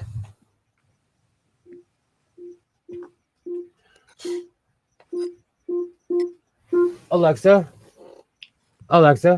what's the temperature right now? Right now, it's 53 degrees Fahrenheit. There you go. Okay, let me move this. I'm so stoked. It felt good. I don't know. It felt like I was getting back to what I love to do when I got that going. Last year, I had quite a few sewing machines that I bought that were a bust, but this year, almost every sewing machine that I bought has come back to life or worked right, right from the jump. Nice. And I still can't believe I got the gray. I still can't believe I got the gray Singer. I still can't believe that. And it's more of a wall hanger than anything else. Well, now you have it for your collection, and you've gotten to try it out, and you're not thinking about it longingly. And I know exactly what it is. It's not anything. It's not anything as advertised. It's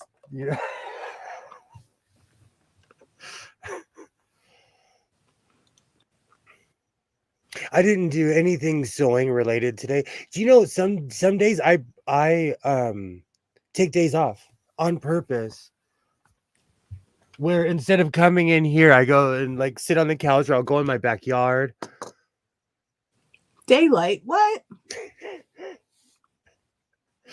I actually, because I don't want to be a hypocrite, I go outside every day because I tell my son, like, I have a rule where you're not allowed to be pale if you live in a place where the sun shines every day. That's the only rule. Well, there's quite a few rules in my house, but that's a rule. Like, we got to go get some sunshine. Because even when I'm coming home from work, the sun's not shining. Well, it's like, on the other side of the mountain.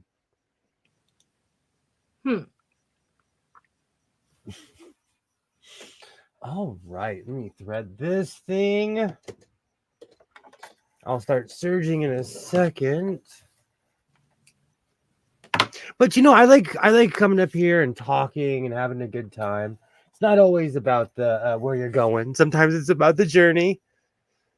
Very true. I am full of cliches today. What was that? I saw a compilation of like different things that students had turned in their papers and exams and things, and one of them was doing a review on a Shakespeare play, and they said, it was okay, but it had too many cliches. Whoa! And it's like, wow. You don't know where those cliches come from. See, that's when someone would call me a Karen. I would be like, "Your generation doesn't deserve Shakespeare." I literally am looking at Riverside Shakespeare. I have like a book that I tried to give to Isaiah. It was Introduction to Shakespeare. I've read it like 6 times. I still watch the Much Ado About Nothing with Denzel Washington. Ah, nice. Such a good movie. Such a good movie. Did you see the one that was on PBS? It was filmed in the park in New York. I think it was out in 2018, 2019, something like that. No. They did a really good job. When I lived in Portland, they used to do Shakespeare in the Park all the time, and it made me feel like I had culture. I felt so cultured. I like going to Shakespeare in the Park. We would make a whole like picnic basket of nice, tasty food. And I got a picnic basket at Trader Joe's back in the day. And it's an actual like picnic basket, and you open it and it's got like space for all the little plates and everything. And it's insulated in the bottom. It's great. Oh, that's awesome. They did 10 Hallmark movies here. Wow. Do you live out in the Tulies, where they're always trying to film the like snowy Christmas movies? That is exactly what I was thinking. Oh, I was watching Elise Book, Buch, and she lives in oh dear, the Netherlands, I think. And she has this house that she bought, and it's got this wonderful like magical garden. It's amazing. And it had been snowing so much that all the branches and all the shrubs and everything were just draped in snow. It was so pretty. Oh, that's awesome. Says the Californians.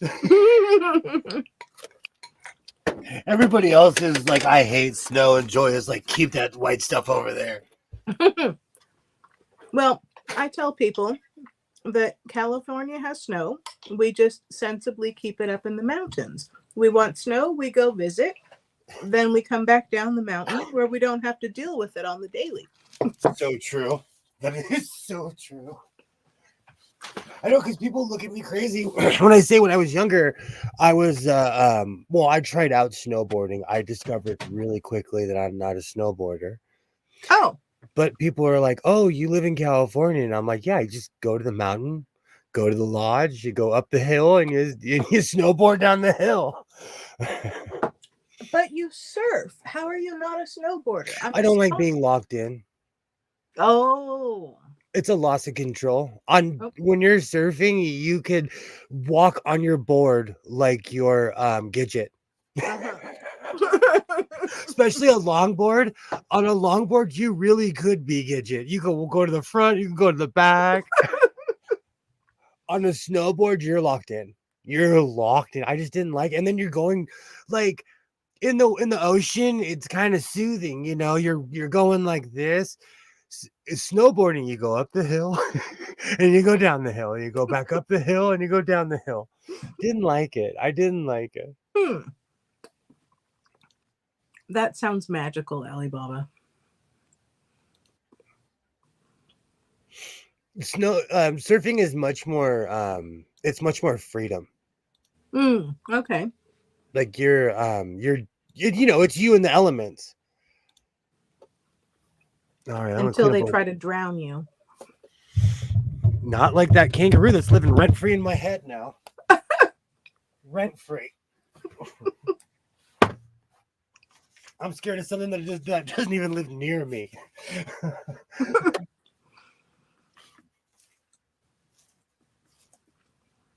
There was a video on my YouTube, and these two guys were doing this. The people were skiing, and this one guy was doing a little bit of like off-country skiing, and there had been a snowboarder in front of him, and he like skied through some trees, and he saw a snowboard like upside down in the drift between the trees, and he's like cussing, and he's like, I'll be right there, I'm getting you, and he's like trying to like anchor himself and pull off his backpack and like pull the snow away from the guy's face and get out the shovel, and he totally saved that guy's life. Kilroy says, I liked snow tubing. They have a cable loop with hooks on it that you can ride the tube up the hill. Interesting. Impossible to fall down and hurt yourself too. Something to be said for that. Although I tubed into a tree. I mean, I wasn't hurt, but something to consider. Excuse me, sorry. Tubing is awesome. I used to have, I don't know what happened to all the lids. I gotta go look at my side shed. They're probably still there. I throw nothing away. Lids? They look like old trash can lids, but they're made. You used to buy them at Sports Chalet. They have handles on them. Okay. But to me, they look like old trash can lids. Mm-hmm. From back in the day when they were around. Right. And so I still to this day I call them lids because it's what they look like. Right. Oscar the Grouch style.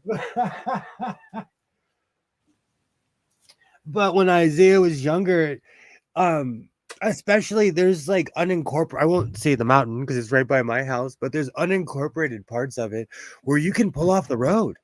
There was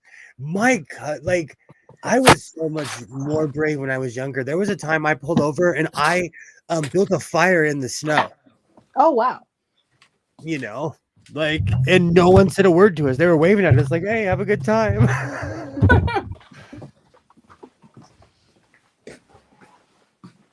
Can you hide a snowmobile? I was watching a video of somebody snowboarding in Chicago. I was like, I'll do that. Snowboarding in like down the street? Yeah, somebody was pulling them by a car. Oh, wow. And you could tell that they were really good at snowboarding.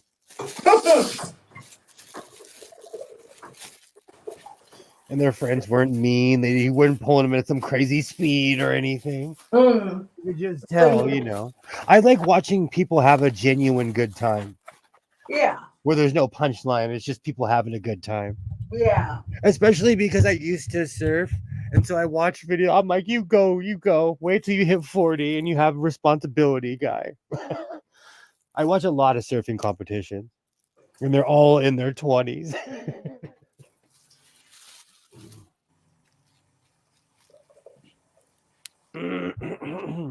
Makes me think of that like 13-year-old or 12 or whatever she is, champion skateboarder. She's amazing. I haven't seen anything like that. I'm going through my midlife crisis phase, so I've started watching surfing videos again. Okay. You're not planning a bank heist, are you? One of the greatest movies of all time. You can be Johnny Utah. We can go to Australia. Let's go find out right now. That is one of the great. Point Break is one of the greatest movies of all time.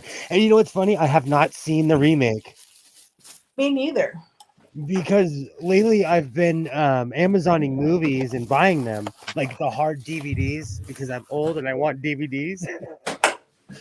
um, and that was on the list, and the newer Point Break came up, and I'm like, what is this abomination? I didn't even know there was a new one until I looked at it because I almost bought it, but I was trying to buy the other one. What were the reviews? Did people like it? I can't remember. I didn't even look because I'm easily offended at remakes. But let's be real. I was there for the first one, so of course I'm gonna be like, "Oh, these guys and their remakes." Like, it's pretty par for course with me.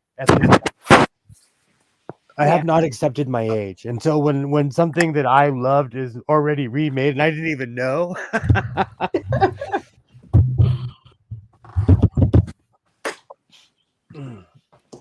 I love toboggans.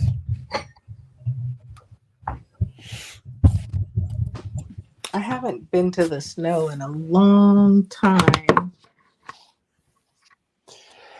Yeah, the internet kind of ruined the mountain by my house, but there's all kinds of mountains. Snow's awesome. See, but Southern California, like you said, our snow's awesome because we can go visit it, be cold for a day, and go home. Yeah.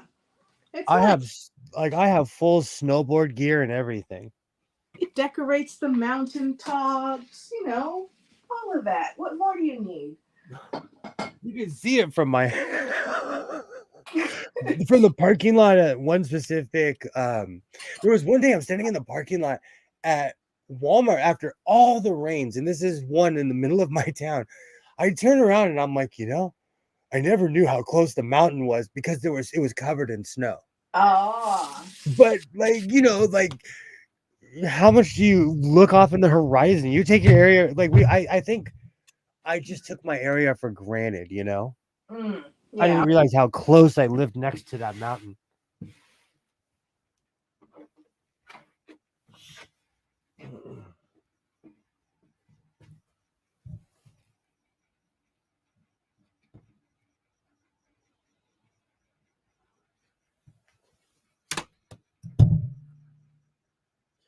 All right, I'm gonna start pinning this shirt.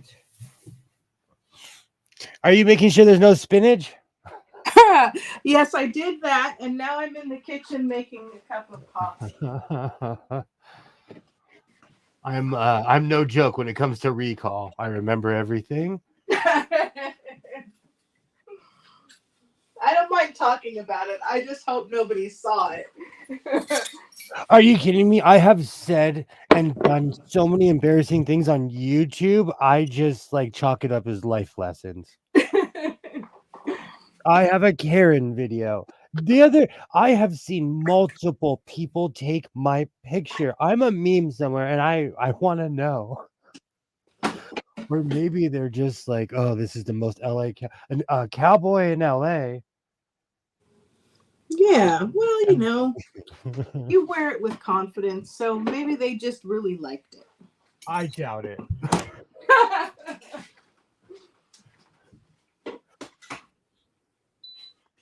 Would you describe the modern world with compassion and empathy?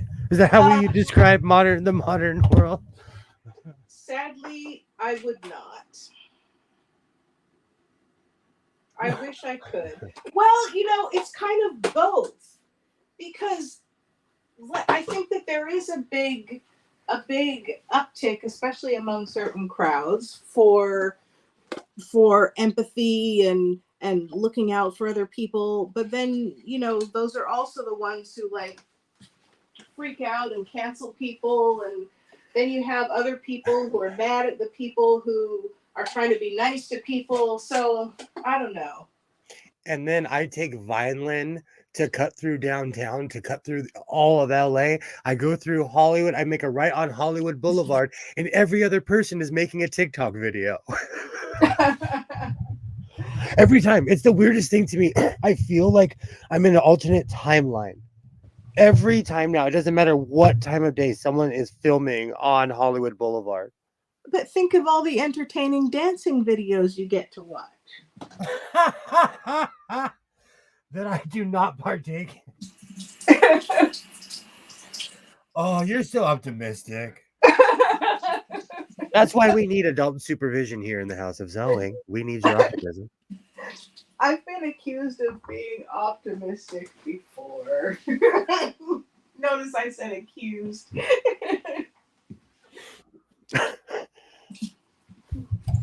I don't think there's anything wrong with it. It's just a weird. I worked at a tattoo shop there 20 something years ago, and people just walked around and bought stuff. And I know progression and everything, you know.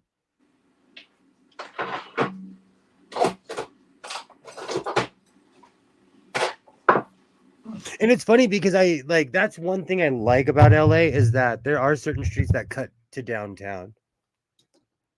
So if there is too much traffic, even with the stuff that's been going on, I can get off in Hollywood and cut through the entire city.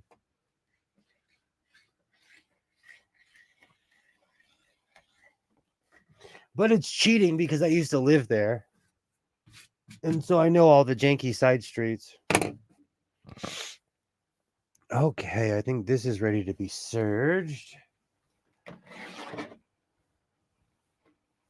Then I'm going to pin the arms. You know, I'm going to pin the arms right now because lately I've been forgetting the arms on almost every project. There you go. Although, are you going to stab yourself if you do that? When you try to sew something else? Yes. And then also things shift and everything. So maybe you want to pin the arms after. I know, but I'm always so discouraged when I'm like, I forgot to do this. So I'm going to remember it now. Because I like to sew everything at once. Well, even if it's on different machines. That's not always feasible. There's no rush. Take your time. Yeah, you see that, but you didn't see how much espresso I had. Do you know I almost bought an espresso machine, and I want to thank that scary guy that was by it, because this guy was on something, and it was scaring Isaiah, and he's like, "Don't buy that machine." Oh, because you think it was very good, or what? Well, because my son is much more inquisitive than I am. He opened it up, and there was like a bunch of white stuff inside. And it wasn't calcium. It wasn't the stuff that builds up from just using hard water. This guy, and also there was some guy, like, he was obviously on some stuff, you know. So it was full of mold? Is that what you're saying? It was gross. That's and I'm glad. horrifying. I'm glad my son caught it. I'm glad. He's like, "Are you kidding me?" Because he's the king of my son is so smart. He looks at me, he's like, "Okay, where are you gonna put this? Why do you need this?" I mean, I'm not against you getting an espresso machine, just, maybe not one that's gonna kill you. You try to kill yourself today. You got deadly jackets and moldy ridden appliances. Okay, in my defense though, the jacket was suburban ignorance. So the jacket was like, I literally went to school with AC Slater, man, and Zach Morris, and I was screeching. I hung out. The jacket was so sharp looking. You had no idea that you'd get a sharp object in your belly if you wore it. Do you know what it is? I think that's what it is. I put it on in the mirror, and I'm like, ooh, because I was like, I had my jacket on because Isaiah's class got canceled. I really hope his instructor doesn't have the plague. But long story short, so we went cruising the Goodwill at night, and I found that at my local. I mean, this Goodwill is within walking distance of my house. It's all uphill though, both ways. Uh-oh. In a weird way, it is, because you walk uphill and then you walk down a hill and then you walk back up that same hill to go walk down that other hill. Kilroy, if that's directed at me, it seems very appropriate that you would be the one to accuse me of being optimistic, since you are our resident Scrooge. So are you in the Christmas spirit? Am I? Well, I'm getting there. I don't. Yeah, there's a lot going on. It's life. Life has that really weird thing about getting in the way, you know? I don't know what to get my mother for Christmas. I'm not sure what I want for Christmas. I have been thinking about where I'm going to put the Christmas tree. I might take that Davis machine. Oh, hey, I can turn my camera back on. I might take that Davis machine out of the treadle and then put a cover on the treadle and then put my Christmas tree on the sewing table. I'll be very Victorian and have my tree up on a table. That's awesome. You're stuck. What? Why did I bother turning the camera? You're completely stuck. Oh my goodness. But it's not All in right. a crazy pose. Well, that's good, because inevitably, you're like, you pause and your mouth is doing some weird thing it's never done before. Always. All right. Be right back.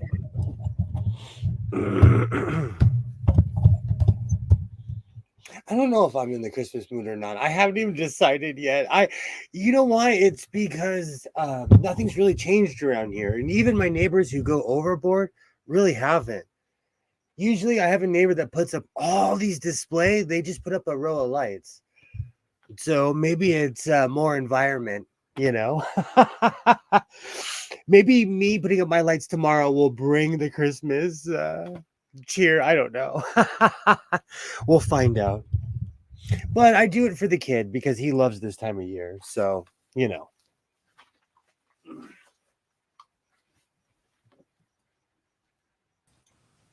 There you are. Hello. I see Kilroy giving you sage advice.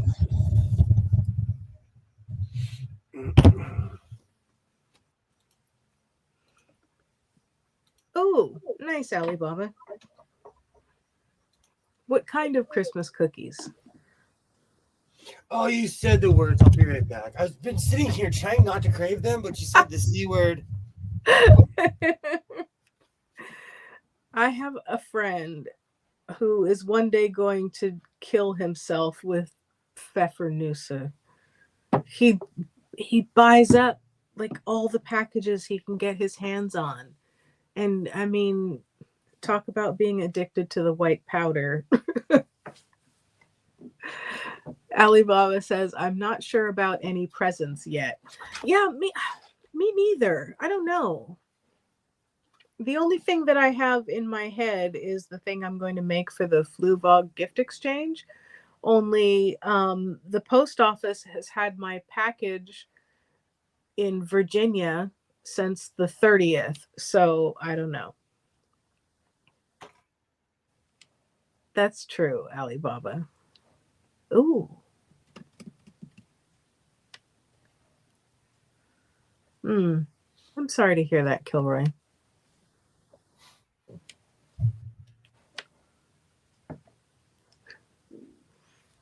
Those look like something that the Smurfs would cook up with the Keebler elves.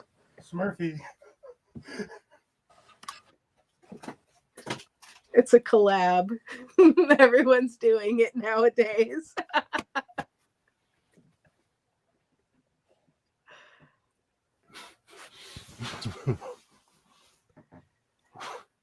I made some handmade, obviously because I made them, but the little shortbread cookies with the thumbprint in the little jelly inside. Oh yeah. And I had a bunch of people over and nobody ate any of them. I think they thought they were the dry ones from the store. I tried not to be offended. If I'm ever around, you don't have to worry about that. I'll pop those things like Tic Tacs. I love those. I grew up with older parents, and so there are certain things that like I'll eat blueberry pie. I'll eat like rhubarb pie. Oh goodness. I'm trying to think of the last time I've even seen rhubarb pie. I just will not. I'm not a real licorice fan. Mm. I do like real licorice, except in that holiday coffee I got. It's you know what, it's like in life, it's all situational and environmental. It just depends. I'm still looking for that thin mint creamer. If I Huh. ever see it in the store, I'm gonna buy a handle of it. Well, I mean, that seems like something that would be a holiday item, or at least something similar. Very true. It's like when I got hooked on Joy Tea at Starbucks. It's just black and green tea, but again, it's more environmental. I just like going there and ordering it. It's only a Christmas thing. Ooh, I can get it this time of year. Mm. I've only been drinking it for 20 years. Here's a question for you. So, eggnog, yes or no? Okay, I am such a party. I'm a giant party foul because I do not drink alcohol. Well, I'm, like you could say virgin. I doesn't have to have alcohol in it. I know that's scandal to some people, but I've never had eggnog that didn't have alcohol in it. Never. I couldn't even tell you what it doesn't taste like if you're not like, I don't know what's in there, but it's really rummy.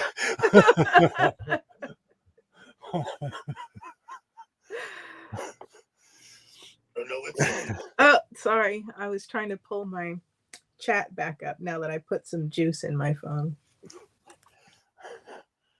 It's one of those funny things. Like, when I used to drink, I was obsessed with Tostitos cheese.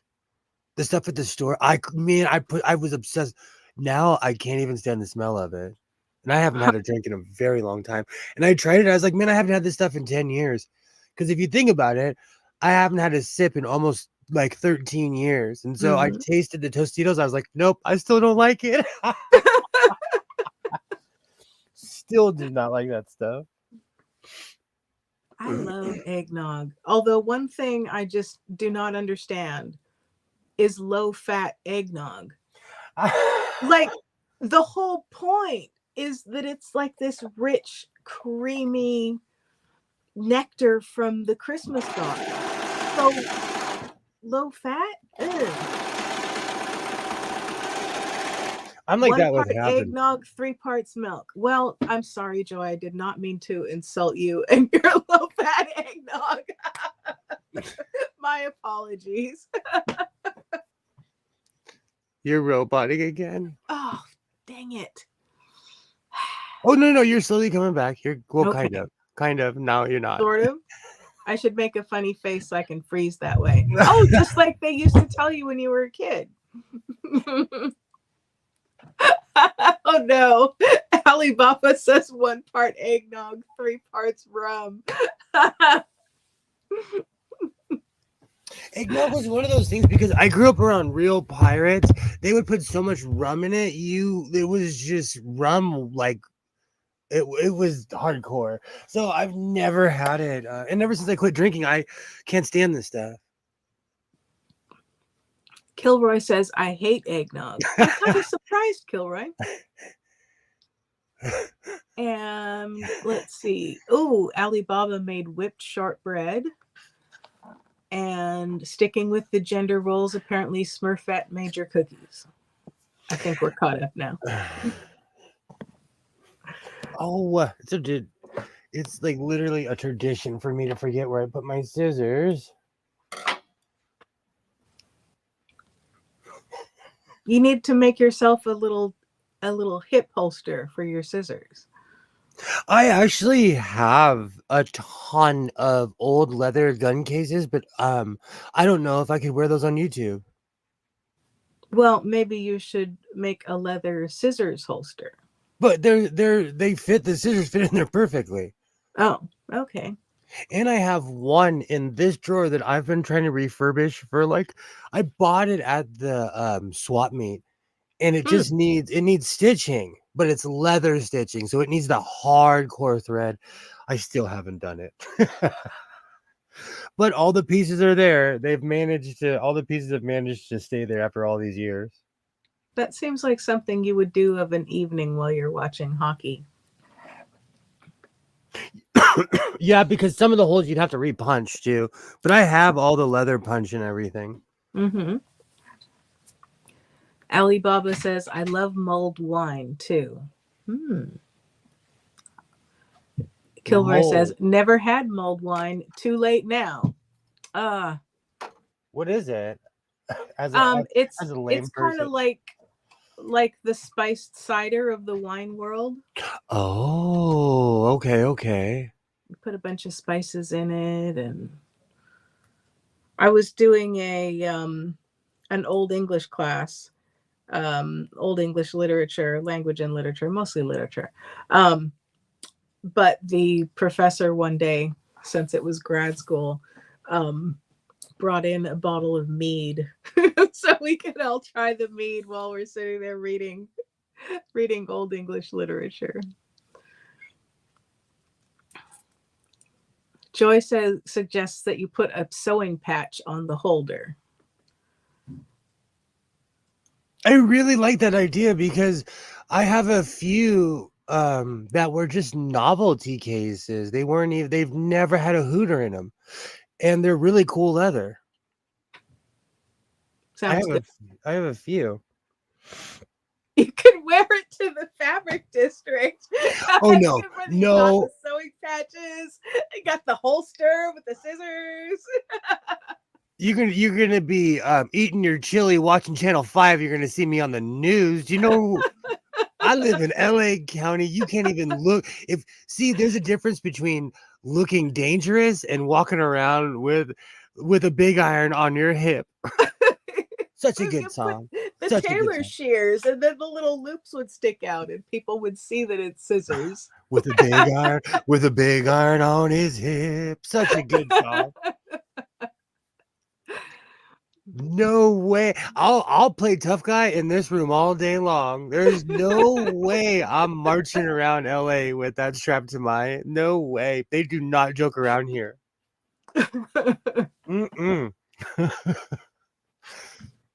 So Kilroy, maybe you could get some non-alcoholic wine and do mulled wine with that. That could be good.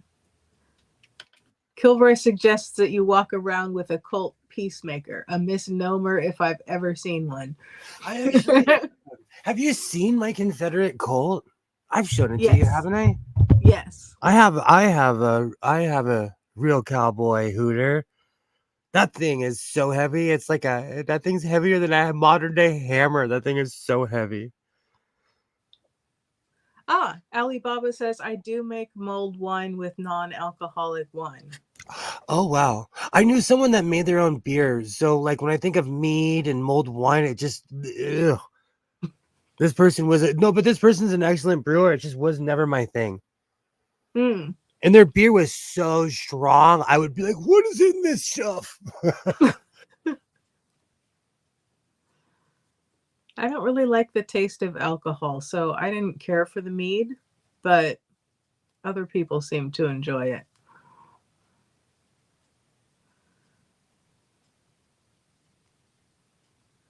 You could make convert the hooter holster into one that goes around your neck. So you put the scissors right in front. That way when you sit down, you don't get lumps on your leg from the scissors. I actually have a ton of hooter holsters because my dad dressed like Danny Glover in Lethal Weapon. So I have a bunch of them. I have the ones that go in the front. I have the ones that go in the side. It's just I have a bag of them. There you go. You can convert a front holster. Keep your shears handy. As a matter of fact,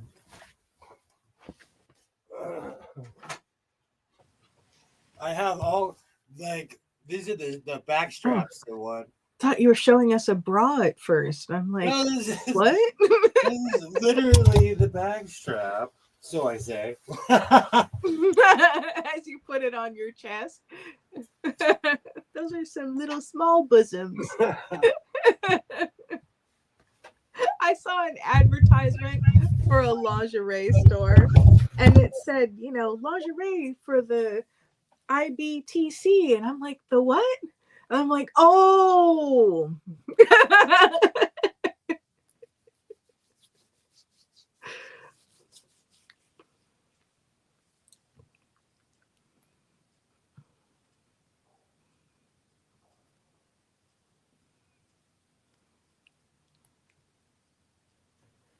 They had something similar like that on RuPaul's Drag Race.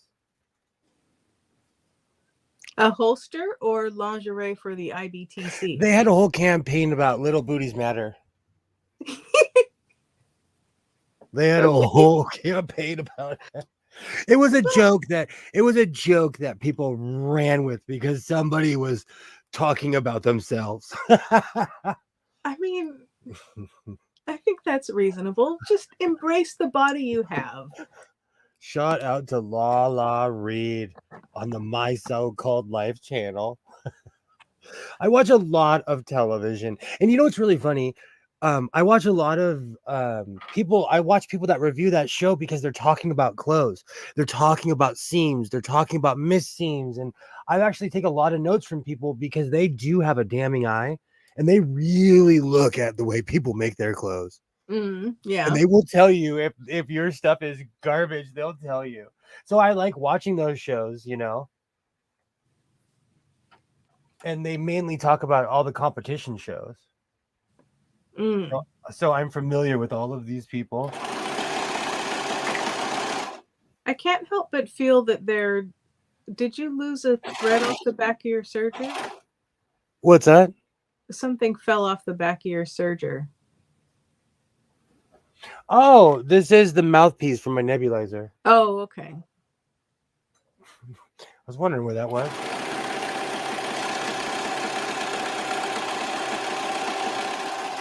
I feel like those competition shows, I mean, I know they do it for the drama, but I can't help but feel like they don't give people enough time to do their best work. It's a hardcore competition, but one of the justifications is that world is semi-ruthless. It's like it's almost like the theater world. You either got it or you don't, kind of thing, And so they kind of go on that premise. I agree with you in a lot of ways, like especially when they'll have like a design, and it's not even like RuPaul's Drag Race. I watch a lot of fashion shows. They'll have these design challenges, and you'll have 6 hours to make something. Ugh. I want the average person to sit down and try to make something in 6 hours, and it's not gonna happen. No. At least, something that's ready for like the Met Gala or something, Right. Especially that one show I was watching. And these people they're top tier. They are the best of the best, Yeah.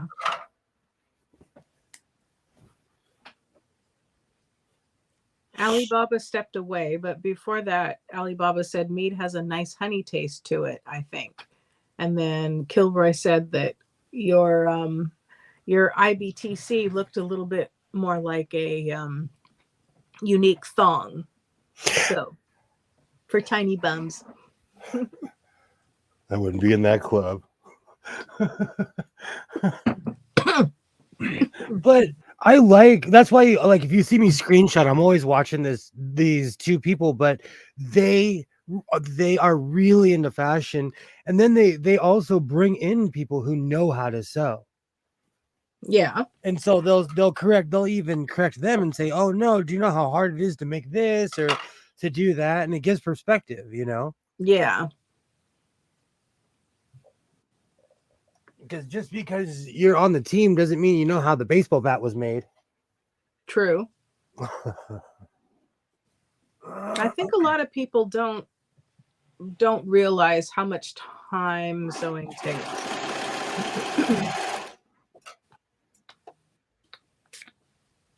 First commission piece I ever made. My pops stood over me and he was like, "You better, now that you put all that effort in, you better charge a lot of money." But what he was really, but he was trying to instill in me, like, look at all the work that you did. Don't be, don't be shy at the price, Yeah. Yeah. And it's true. I remember that song that was going around for a while on Instagram and TikTok and what have you. It costs so much because it takes me effing hours. True though. It's true. I don't have superpowers. Let's see. What was it? I spent years learning a skill and exposure doesn't pay the bills. It costs so much because it takes me effing hours. That's extremely disgruntled, but it's true. It's extremely true. It's a very jaunty song. That's why, like, I still haven't decided what I'm going to do. I think I'm going to cut the pattern out for the tuxedo because I really want to use that weird Victorian pattern, but I'm itching to make a coat out of it. Okay, wait, back up. I've clearly missed a few things. Victorian pattern, tuxedo. I have a tuxedo pattern. It's a tuxedo jacket. You haven't From seen what the era? I Amazoned it a while ago. This is one of my 3 a.m. purchases. Where are you? Okay. Where are you? It's still thin because it's newish. Oh, there it is. And is this a modern tuxedo jacket or oh, okay. And you want to make that out of denim, you were saying? No, it's a Victorian pattern. Not Victorian. It's green and orange. Wait, what? It's the It's See, oh, the this is what fabric happens. has a green and orange pattern that's not Victorian. Because you missed the first half an hour of every show. I'm You don't sorry, see- I was busy. I was raised Roman Catholic, so I live to give people a hard time. It's in my blood. Guilt. Stream 25 hours a week. Ain't nobody got time for that. I have a lot to say and a lot I don't want to say. Welcome back, Alibaba. Oh, okay, that one. I know that fabric. Okay, so you're going to make the jacket out of that? That'll be nice. I have a ton of it, but we'll see. I haven't decided yet. We'll see. Oh, I like that idea, though. I've been really flip-floppy lately, though.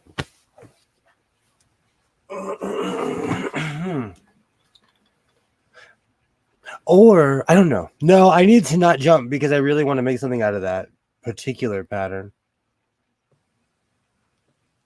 Well, if you make a nice velvety tuxedo jacket with that fabric, then you'll have something snazzy to wear to all of your seasonal holiday parties.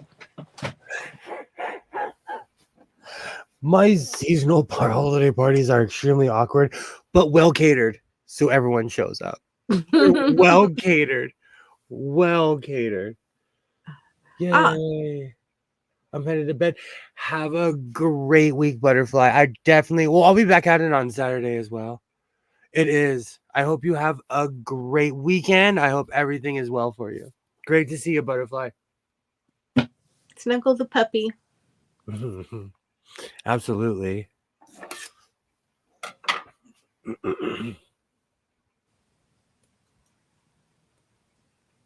Thank you, Butterfly. Thank you. I jumped. And you know what's funny? I've found more microfabric at Modelo Man's store. I might go down there, just geek out at that one store, and then go home. Oh my goodness. See, you said I'm not gonna go, and I'm like, sure. Do you know what it is? A lot of it is the drive. I eat a McMuffin. I don't eat like that in the morning ever. So I eat a McMuffin whenever I go. It's a cruise. I've learned to take a lot of the tension out of the driving, and so I appreciate the drive down there, you know? It's Okay.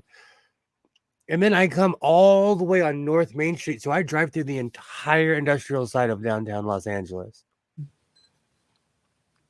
And UPS, I see how big your yard is. I don't know why y'all are late to my house. Your yard is endless, and you got an army of employees. It looks like Santa's workshop every time I drive by. People are walking fast. No one's talking. UPS. My mom's UPS driver that she had for a while was always going someplace exotic on vacation. Because not only did it pay well, he was up to like 12 weeks of vacation a year or something like that. If you need a job, UPS might be just the thing for you. You know, people out there watching. My job does PTO, so no one ever goes on vacation. They're just like, give me the cash. Give me the cash. No one. No, at least in my department, I have not seen one person take a vacation. Everyone's like, I got all this money though. Oh, good times. Good times.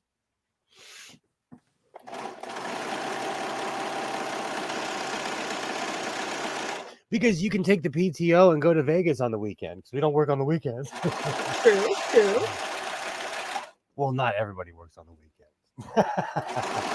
Angeles is a playground. Sorry, what's that? I said Los Angeles is a playground. Excuse me. That's like when I used to go to Nevada all the time. I would see nothing but California plates and like deep in Nevada. Deep in, and I'd drive to Henderson and I'm like, I'd still see nothing but California plates.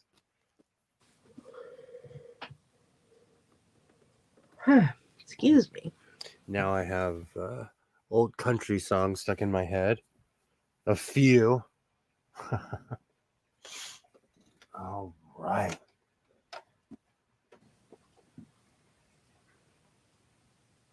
Look at that. This is everything. This is all coming to, this year will be the year of the Surger. I had literal battles with Surgers over the years that are well documented. It's nice when you have something that works. It's extremely anticlimactic, though. After all the drama, though, I still want to pull that white out and figure out what's wrong with it because it was working. That thing was working, and then one day it just decided not to. I need to take a day out and pull out all the machines that are semi not working anymore and see what's really wrong with them. I need to take a day and service my FOF so that I have a machine with a free arm so that I can sew a bag for my mother. Do you know if anyone who didn't know? Oh, never mind. I won't say that. FOF sounds like something else.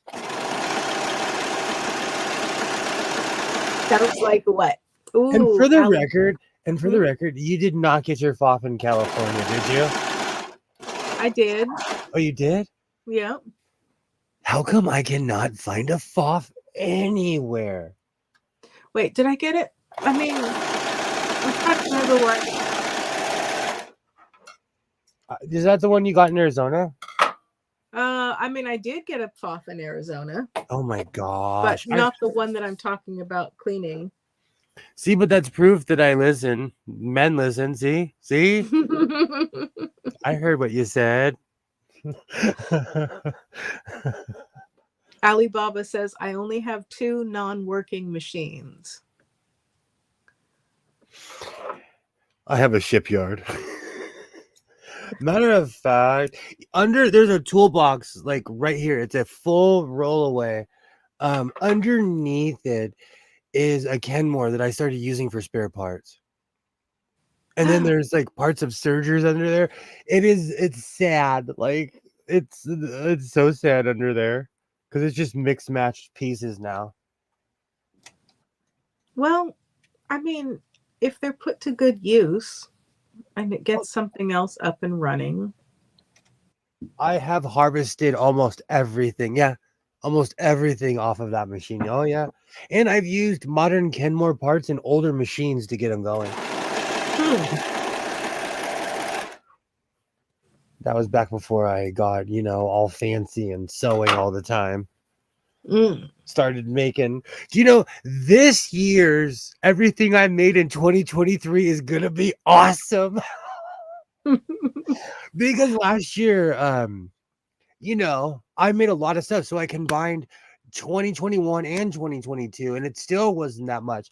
This year, I know everything that I've made this year. So this year's video, I might make it tonight. I feel like you're going to need a two-parter. I did last year.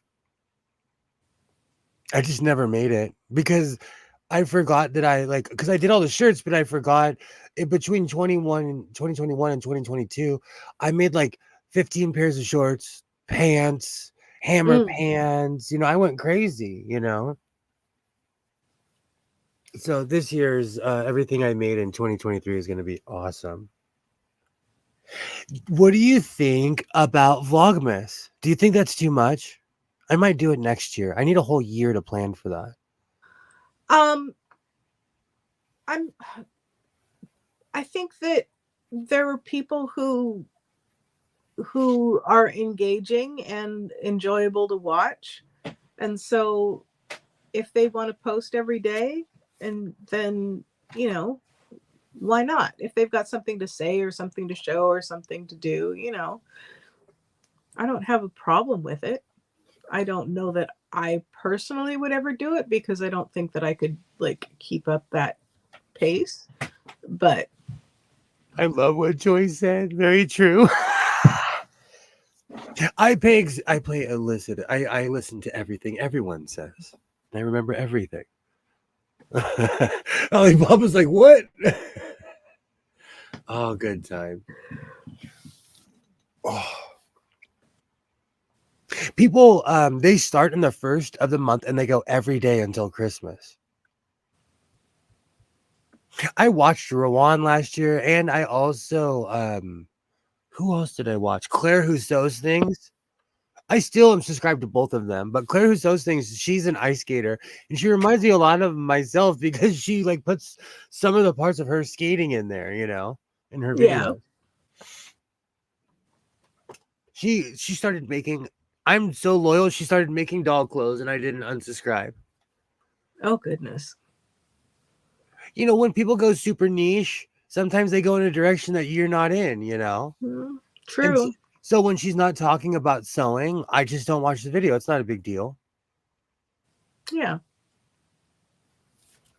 Well, she's still sewing. It's just she's talking about things that aren't my thing.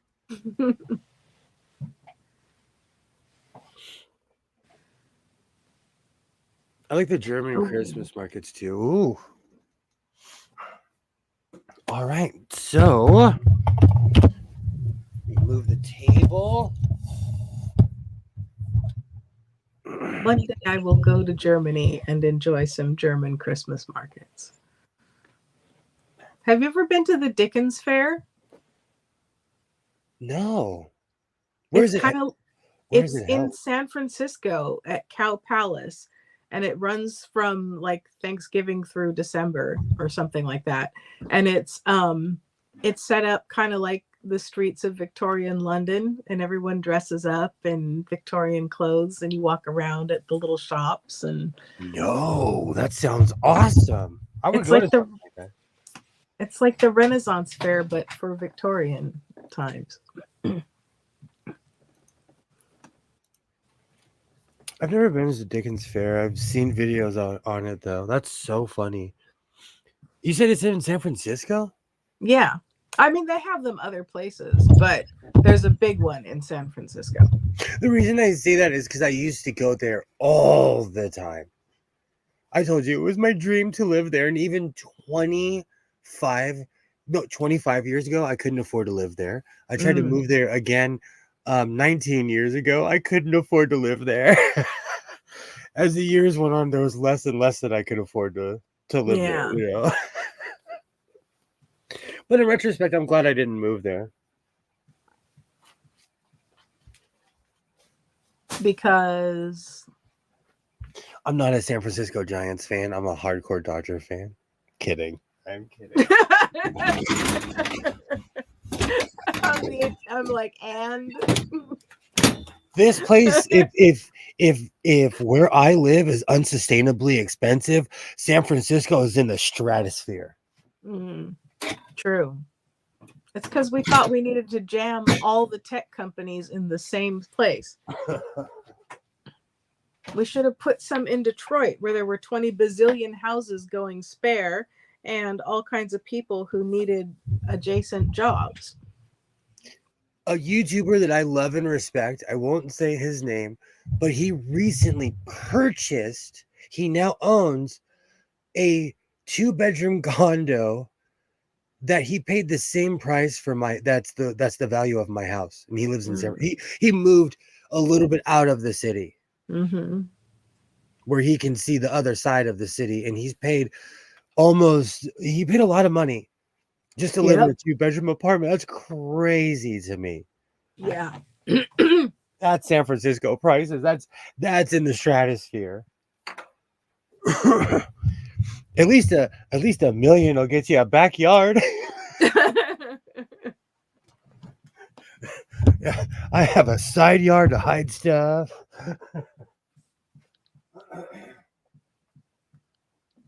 You have a fountain and a pergola.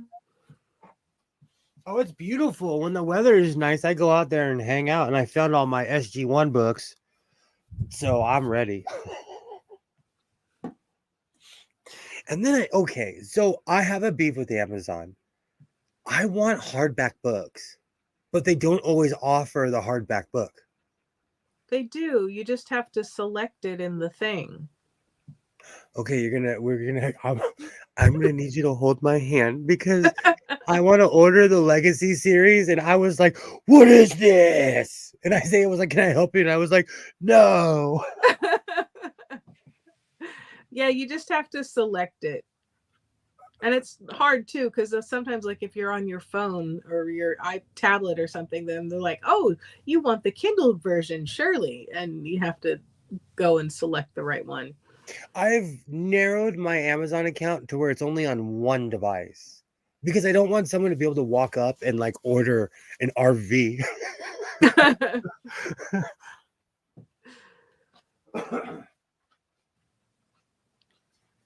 Alibaba remembers the German Christmas markets. Very nice.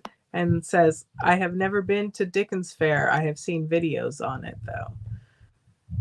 And, this is true. Sometimes recently hardcover are limited items. And then there are the companies, like I get books from Illumicrate, and then Subterranean Press makes some really nice editions as well. There's a bunch of books that I've read. Like, I read the first Darth Bane, and then it dawned on me there were 2 more books, so I Amazoned those. But that was years ago, and they came really fast, and it was easy. But the whole thing has changed. I just want to hit buttons and read books. You want Amazon to go back to just being a bookstore? I remember what is it? What book is it? Is it Status Seekers? Someone I knew was obsessed with this book by Vance Packard. It's a book from the 1920s, but the sad thing is, even 15-20 years ago, when this person got me to read this book, it is exactly what's going on right now. So when they talk about the difference in society and everything, like 1920 almost mirrors what we're going through right now, you know. But I got that book for a quarter the first time in old school Amazon. Then I got it for like $15. I have a couple copies of it. Well, you can find, you can click in another part and see what sellers are having used copies. This was a while ago because I've had that book for a long time.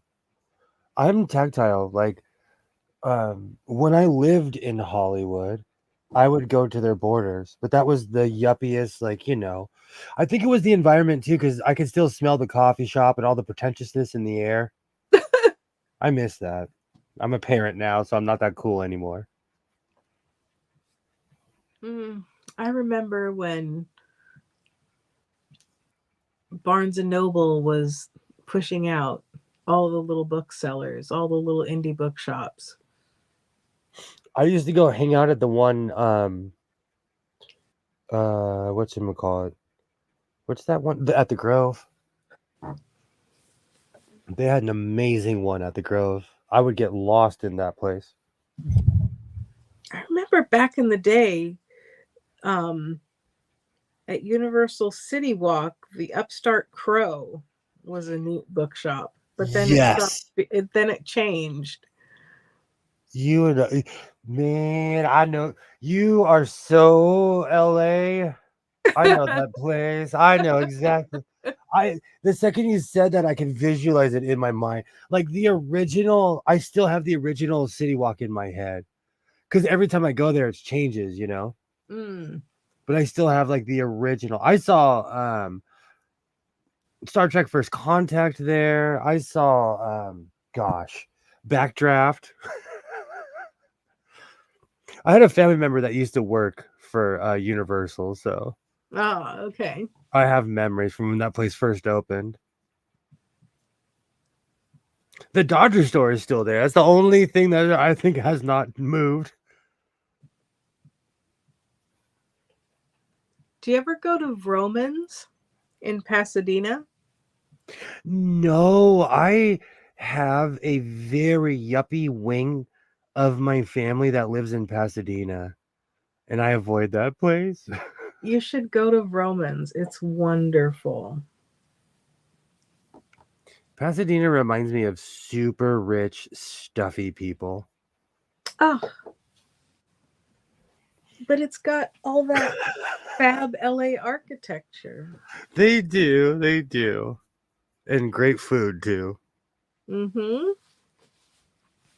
But it's also but they also have like, 15-bedroom mansions as you're driving by, Well, this is true. This is true. You're like, is that a hotel? No, that's literally one house. My brother, he lives in a 2-bedroom house. Behind his house is a 17-bedroom mansion. Pasadena is no joke. He had lived there forever. We were at a party one time, and the guy, like, they're all friendly, they're waving, and the gates open up. I had never looked back there. There's a palace behind his house. I had never noticed because it's so well gated, It's huge. It's unreal big. Wow.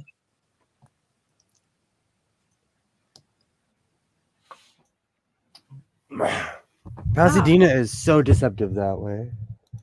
Time for me to go take it. Have a great night, Alibaba. I know I'm streaming. I'm streaming an hour later, so all the East Coasters are tapping. That's what my mom said. My mom's like, he already started at 10 East Coast time. I kind of like, well, I'm going to tell you, since the time I was a child, I do not like the East Coast bias. I'm still awake. I'm right here. And this has more to do with sports than anything else.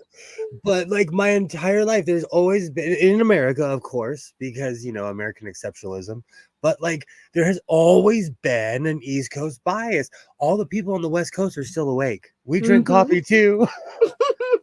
Seattle is buzzing. They drink great coffee.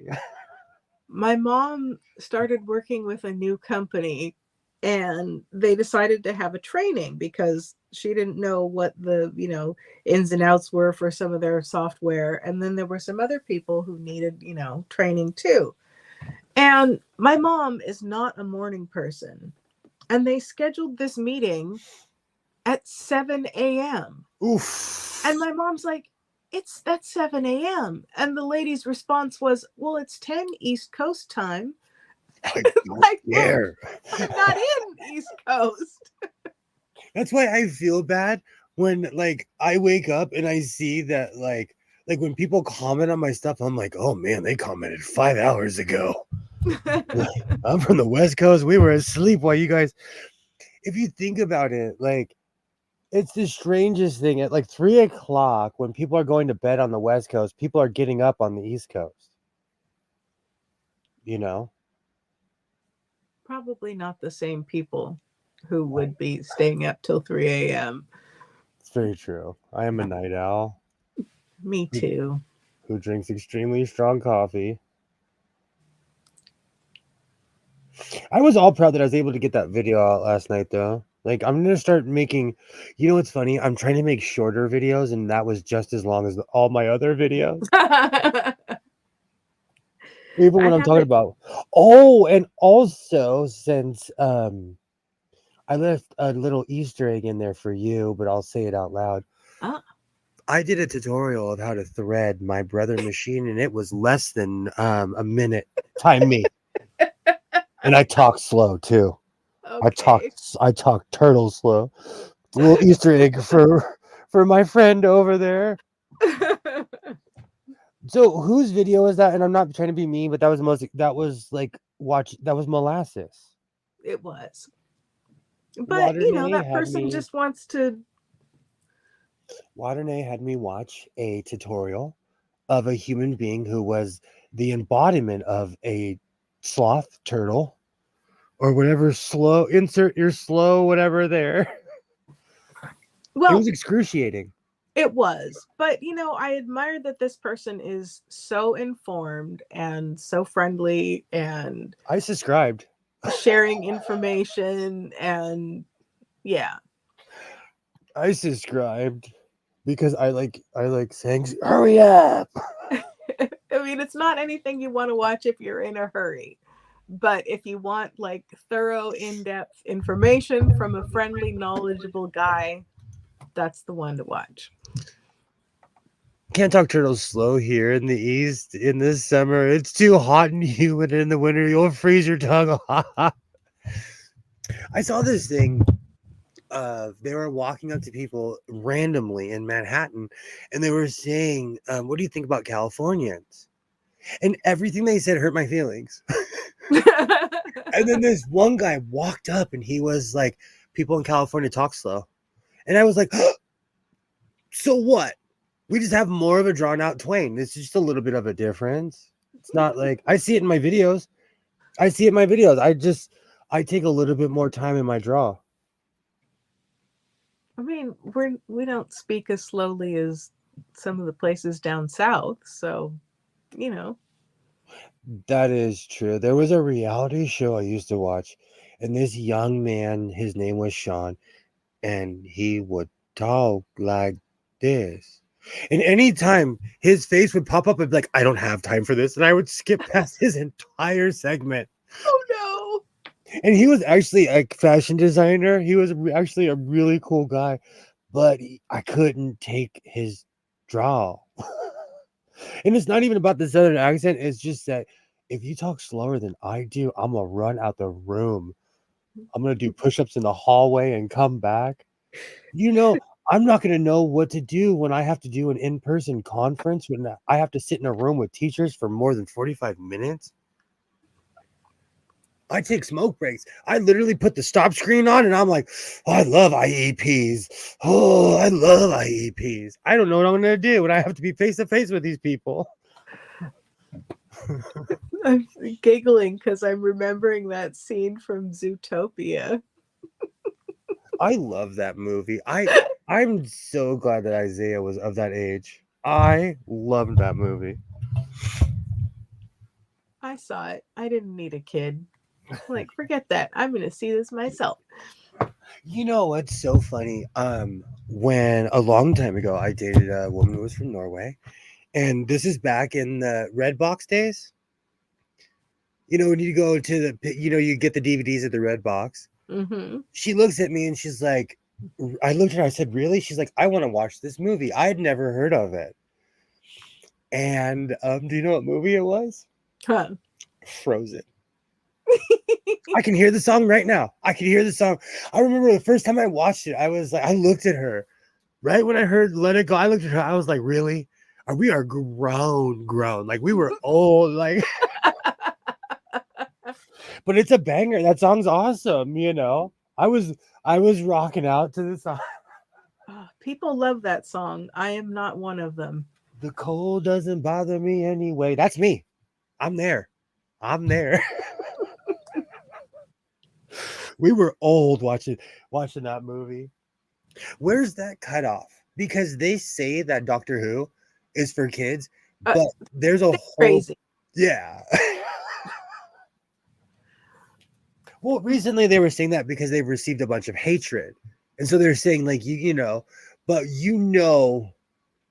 I know a lot of people my age that are watching it. I know a lot of people, Oh, that reminds me. I'll tell you after this stream. I saw something hilarious today. Okay. But when they said that, I think they were saying that for all the bigots and haters that are hating the new Doctor Who. But like, let's make this clear. There are grown adults that watch that show. I mean, they've been trying to say that it's a kid's show for, years, or like the Sarah Jane Chronicles. That was a kid's show. Doctor Who, not a kid's show. Okay, but I was grown and I loved that show. I watched every episode, even their Red Nose Day episodes that are on YouTube. I've seen every episode. Well, I mean, I watched it too, but that it had a different vibe to it, Kilroy's not a fan of Disney movies. It was originally invented to help teach kids about history, but it's grown beyond that. Well, it's kicked up a lot of controversy, and so they always go back to that. But like, I know people that have recently had viewing parties, and every person in the room was over 50. So like, not one of them were kids. They all had kids. So Doctor Who is, it's for everybody.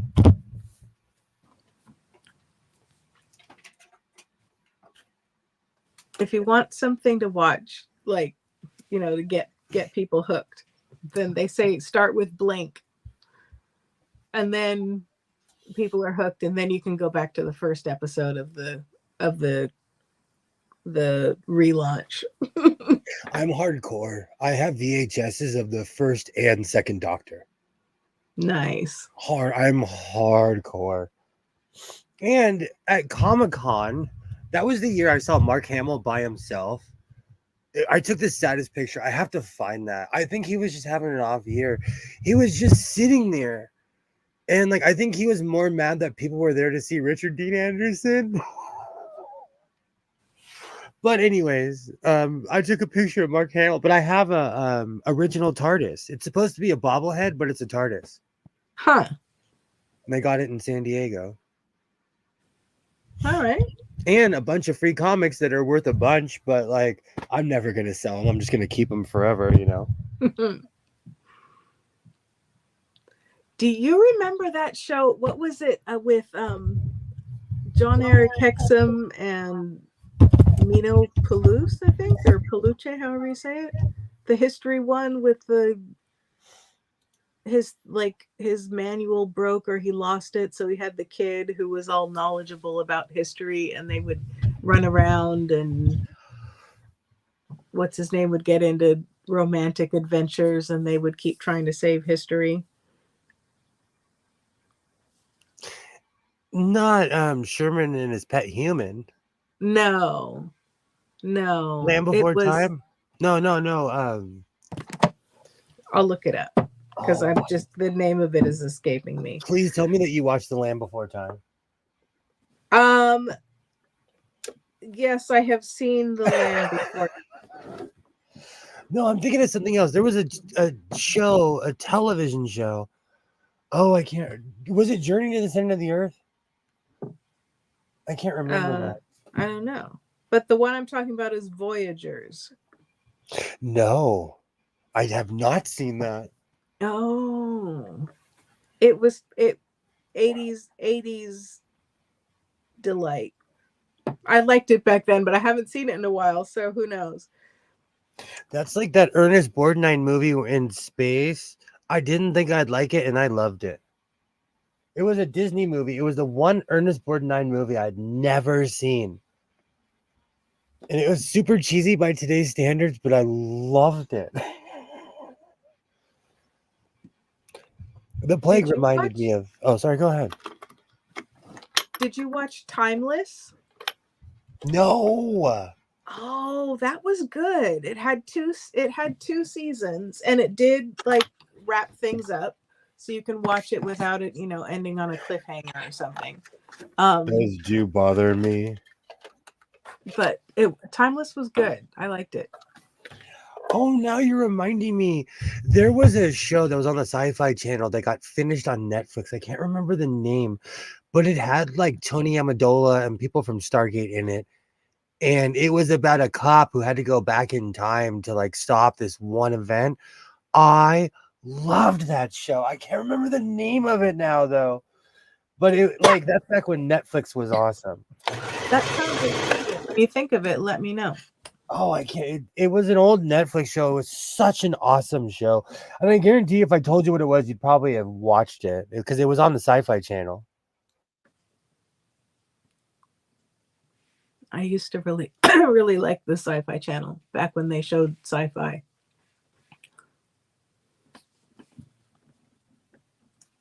So true. So true. What do they show now? Oh, it's the Star Trek channel though. And they show we have the American version, so they show like action movies now on the BBC.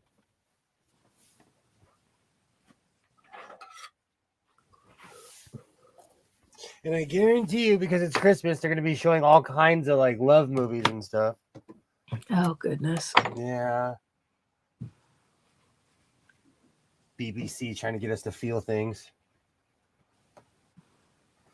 I mean, I don't mind if it's well done, but so many times they're not. I agree 100% with you. Oh man, come on. You are not cooperating, Arm. You know what? Okay. Beautiful. Although I like to watch The Holiday every year. And Oh, good grief. I like to put on Muppet Christmas Carol when I'm wrapping Christmas presents. See, that's an awesome tradition. I watch It's a Wonderful Life and cry every year.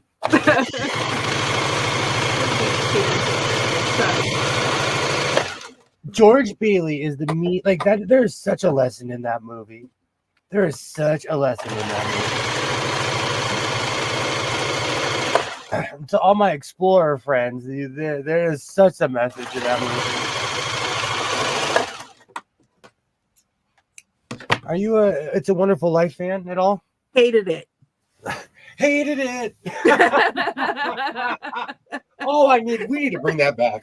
We need two snaps, and please bring that back. Hated it. I think we're gonna have to have a segment. The last 5 minutes of that movie do not make up for the 2 hours of abject misery that came before. Like, that's George Bailey's life. It's abject awful. misery, and then the goofy angel shows him how much more miserable life would be without him. Oh. Kilroy says, "Thank you, Waternay. I hated that movie too. It's so damn preachy."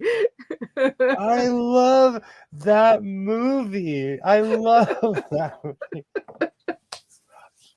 I even kept watching it after I quit drinking. I love that movie. I think we were talking before too. I can't remember if it was on stream or if we were just chatting afterwards, but that episode of Friends where Monica tries to show Phoebe It's a Wonderful Life and says it's her favorite movie, and then Phoebe returns it because it was awful, and then you find out that she didn't watch the last 5 minutes of it. That movie, I agree with you. The entire movie is, but they're trying to show him because he starts off in misery, and then they're trying to show him how more miserable life would be without him. You know. Well, they took too long. They maybe needed to spend more time with him, like going back and fixing things and enjoying life, or I don't know, something. But here, I'm gonna go be grouchy while my screen reloads. Okay.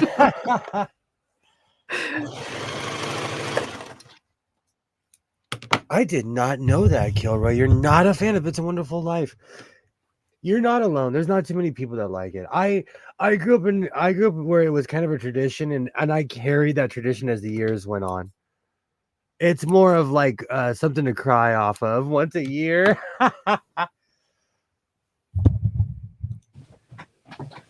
Well, hello. Hi. What's going on? Can you hear me? Okay, I good. can. No, I'm hearing an echo. Okay, Oh. it's gone. It's gone. Okay. So, does anyone without Googling it know the words to the New Year song? Without Yes. to all my something, something, something. Should old acquaintance be forgot and never brought to mind? Should old acquaintance be forgot in days of old lang syne? Tears every time. I don't think I've ever made it through with that. I'm gonna sing that this year, and I'm gonna cry. Last year's skits and I brought in 2023. I'm gonna Alright. Oh yeah. My stream was called It's Still 2022 in California. It's still up. It is still up.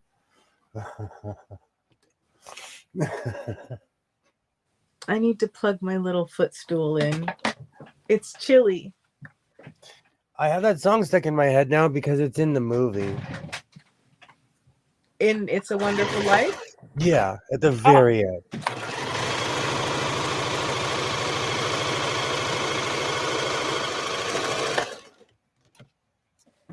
Oh, now I've got that song stuck in my head.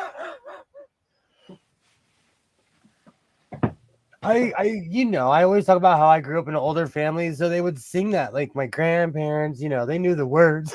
Yeah. So it just reminds me of a different generation, a way different generation that's not around anymore.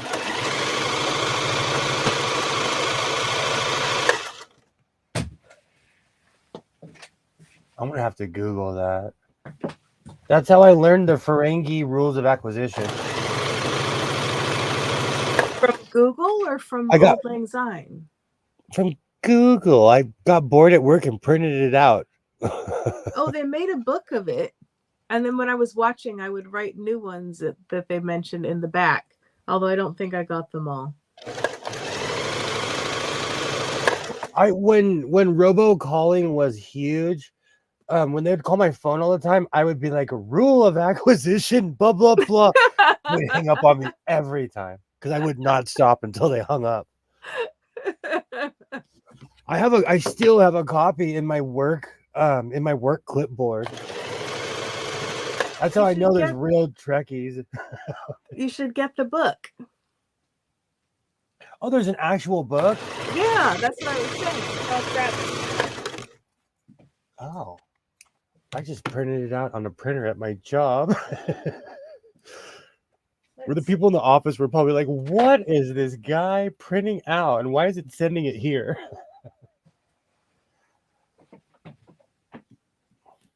Oh, I really do have that song stuck in my head. For all the acquainted.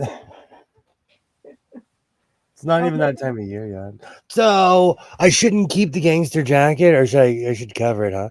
When I watch the New York City ball drop, I'm always have to suffer through it until New York City.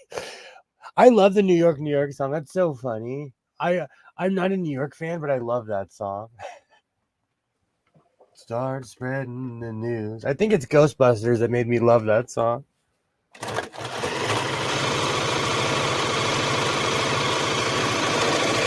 The tie-in section and my Star Trek book of Ferengi rules of acquisition isn't on the shelf. You'll find it. Rule of acquisition number, I don't know.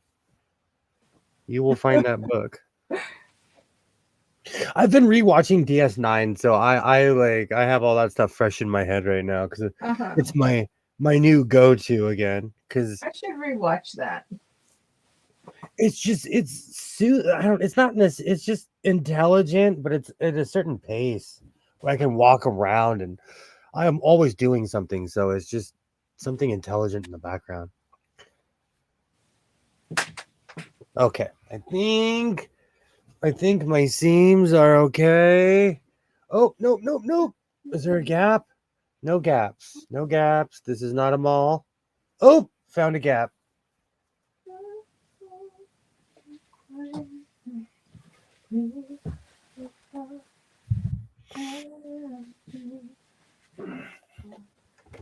Have you found your book?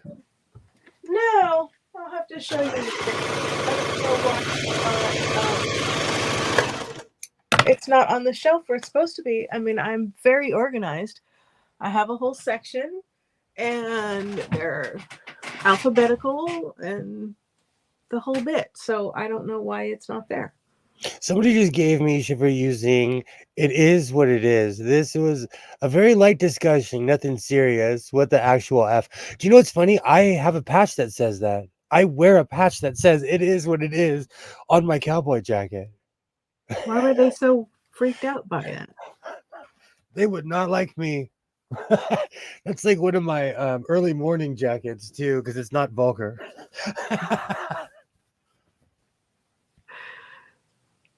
I learned the 4 a.m. crowd doesn't respond well to my FU patches, so I wear lighter patches to work. Okay, checking seams. I love this stretchy material. It's kind to the body shape. Well, it's nice because there's give so you can move around. My only problem with, like, if something is like a knit stretchy because it's a knit, that's okay, but I don't find it so comfortable when it's stretchy because it's synthetic. What? So you don't wear leggings or anything? I mean, I have, but I prefer like knit cotton ones as opposed to synthetic, because then it's just like there's always this like sweaty. Okay, I'll take that off the Christmas list. No TikTok, no TikTok pants for you. Yeah, I'm not gonna be wearing the TikTok leggings because I don't have that kind of relationship with anybody right now, and I'm not wearing them in public. I see them in public all the time. All the time. All the time. I'm like, ooh, TikTok, all the time. And they're like older people, not like anyone young, because I don't hang out with young people. I'm actually the young person in my crowd. Although one thing I do like to watch are the videos where people are showing their significant other the new TikTok leggings. They're so wholesome. Most of the time their partner's like, "Oh, you look amazing." And it's like it warms my heart. Do you know, Kilroy, that's one thing I ran into on the internet in general. I clashed with a lot of people, like my patches, or I will never forget a long time ago. I won't say because they're semi-popular YouTuber, and I'm not here to. I laugh at them. I'm not here to trash them, but I hopped on their live, and before any of this stuff was here, it was just all flags. And people would have a lot of people had things to say about that. They did not like the fact that I had flags. They're like, they thought I was MAGA. Yeah, it's unfortunate that the national flag has become such a symbol for unpleasantness, shall we say. But California exists. We still fly American flags here. Contrary to popular belief. Oh, it just made me laugh. There's a lot of people had things to say, you know. Yeah. To me, it's backdrop. And when I would watch, like, it reminds me, like, I put the flags up because it reminds me of old school YouTube. Old school When YouTube? when How people so? didn't know what to do, like before there were fancy backdrops that you could buy or Oh, okay. programs, when Yeah. everybody had, when everybody was in their room.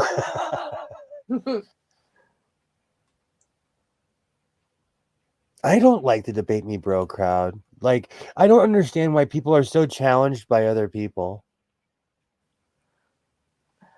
I mean, that can be a good thing, but then there are some I think who I don't know. I think if you and I disagreed on something, it's different because we already have an understanding, so we can come to a consensus. Yeah, or at least have like an interesting discussion without ripping each other's throats out. That's my whole point. I'm not. I just don't get the like. I think sometimes people should deal with certain insecurities before trying to debate people. Because people telling themselves and they start. I'm gonna put my stop cam on. People start telling on themselves, and like they get emotional and say this and this and this, but really that's how they feel about themselves. Yeah. All right, I promise I'm coming to a reveal. Ooh. I guess they have a. Oh, sorry, read that part already. But I'm gonna have to take a couple layers off for this. Oh, At least you're wearing your shirt as a shirt and not wearing your shirt as outerwear. what do you mean? Well, that you're not trying to wear 6 layers under your normal fitting shirt. No, because when I wear most of these shirts, I won't be. Right. Because this will be or it'll be the top layer. But I love long sleeves though. That's my thing. Like I weirdly wear long sleeves even during the summer, but I get away with it because at my job, um, we're not allowed to be. It's Cal State OSHA law where we're not allowed to be out in the field without long sleeves, and we're like, what if it's 110 outside? They don't care. They do not Ugh. care. I mean, is it trying I mean, I guess it could like protect you from the sun and stuff. That's exactly. Oh, I made this big. That's exactly. Why did I make this big? That's exactly what the point is. But they just overstate. Mm. I don't know. I'm of two minds about OSHA because like in principle, I think that it's good that we have regulations and that people aren't that people are getting looked after and not being taken advantage of. But then I think anytime you have something like that, you often end up with it being run by like petty tyrants. Or they end up treating the legitimate business like the janky one. Yeah.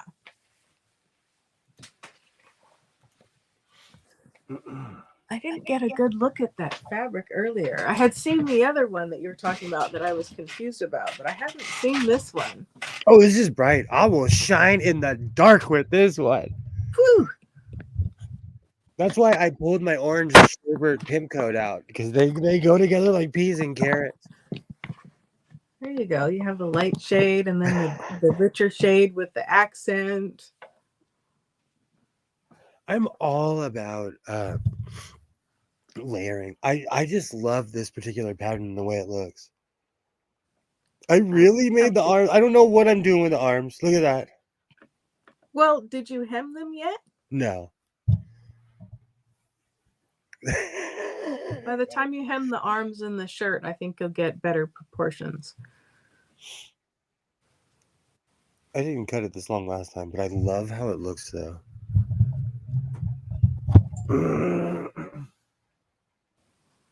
Reminds me of a couch I used to have. I try to dress like a couch cushion. I take that as a compliment. Thank you. And It had, thank like, you, Joy. paisley Thank and you for floral and and Joy, I want to thank you for here in the House of Sewing we have payoffs. I start something and I finish it.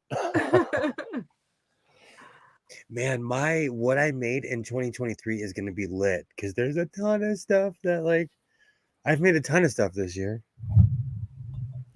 I'm gonna run real quick. Will you read Kilroy's comment? Sure. I can still hear Kilroy it. says OSHA doesn't always take action, but when they do an extremely good job. Unfortunately, they could never hire enough people to investigate all complaints. They get so many. Yeah. I think that, as I say, I think that it is really good that there are people out there looking out for safety and making sure that we're not, you know, doing crazy things with ladders and not having people have PPE and all of that kind of thing. So I think it's good in principle.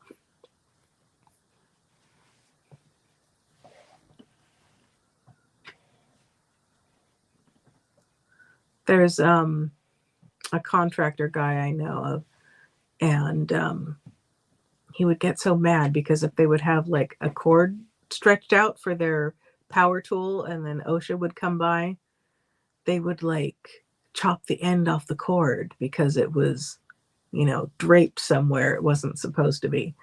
And it's like, oh, I mean, I get it. Um, People should be careful walking around a construction site. Um, but I mean, I guess OSHA wanted to see like the little like covers and stuff so that they're not a trip hazard.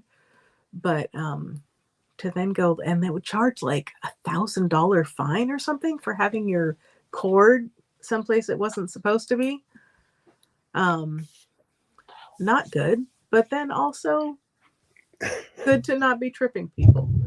I have footage of Cal State OSHA like looking at dumpsters. They're crazy.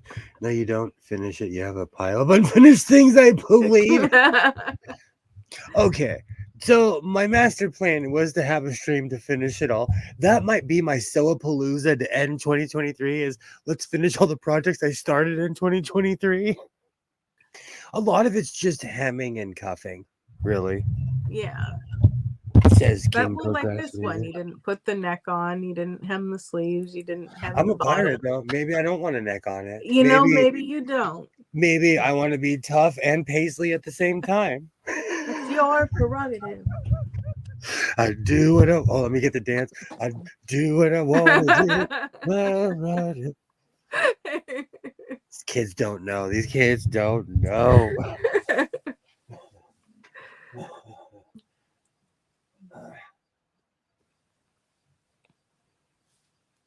Yes, agreed.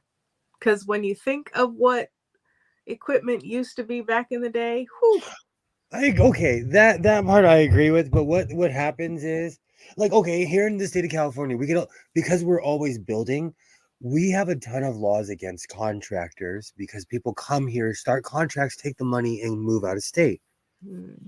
But the problem is that OSHA treats everybody like they're going to run out of state, even the people that have lived here and are established. We've had a lot of problems in that field, so Cal State OSHA is not. They're responding to a problem. yeah. But anyways, let's not talk about. Those people make me sad. I need a vest. Oh, this would look really cool with my gangster jacket.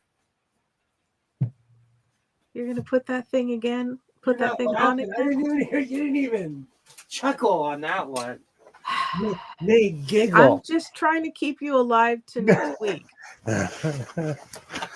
Quote of the week: I just want to be tough. Oh, this is cut so good. This has the real cowboy cut. And it's torso friendly. Wow. Hold on. Let me suck it in. Okay, good. Torso friendly. Look at that. Nice.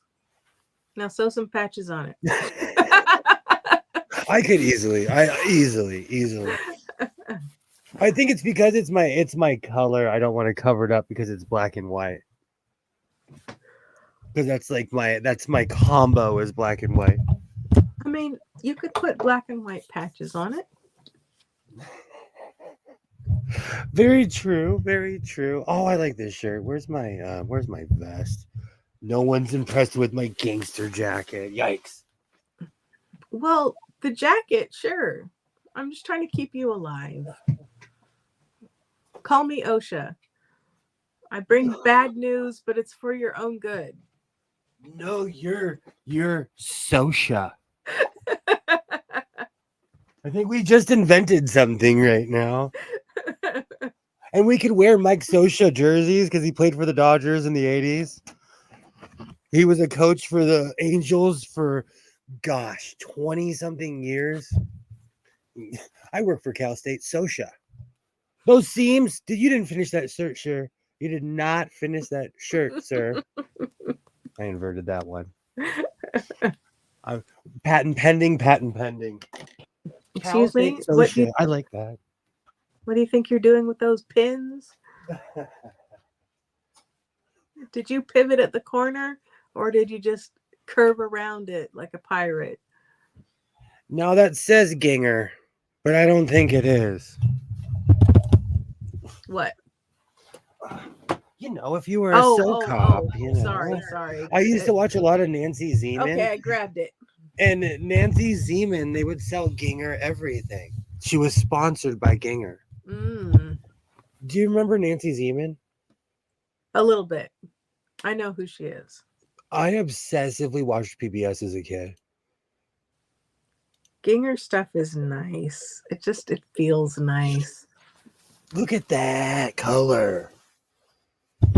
Excellent. More people should wear color. I really like the cut of that coat. I'm going to add some patches on it. After this stream, when I tell you the funny story I'm going to tell you that's just kind of funny, I'm going to look for patches to add on that. Excellent. I was going to cover it in patches anyways.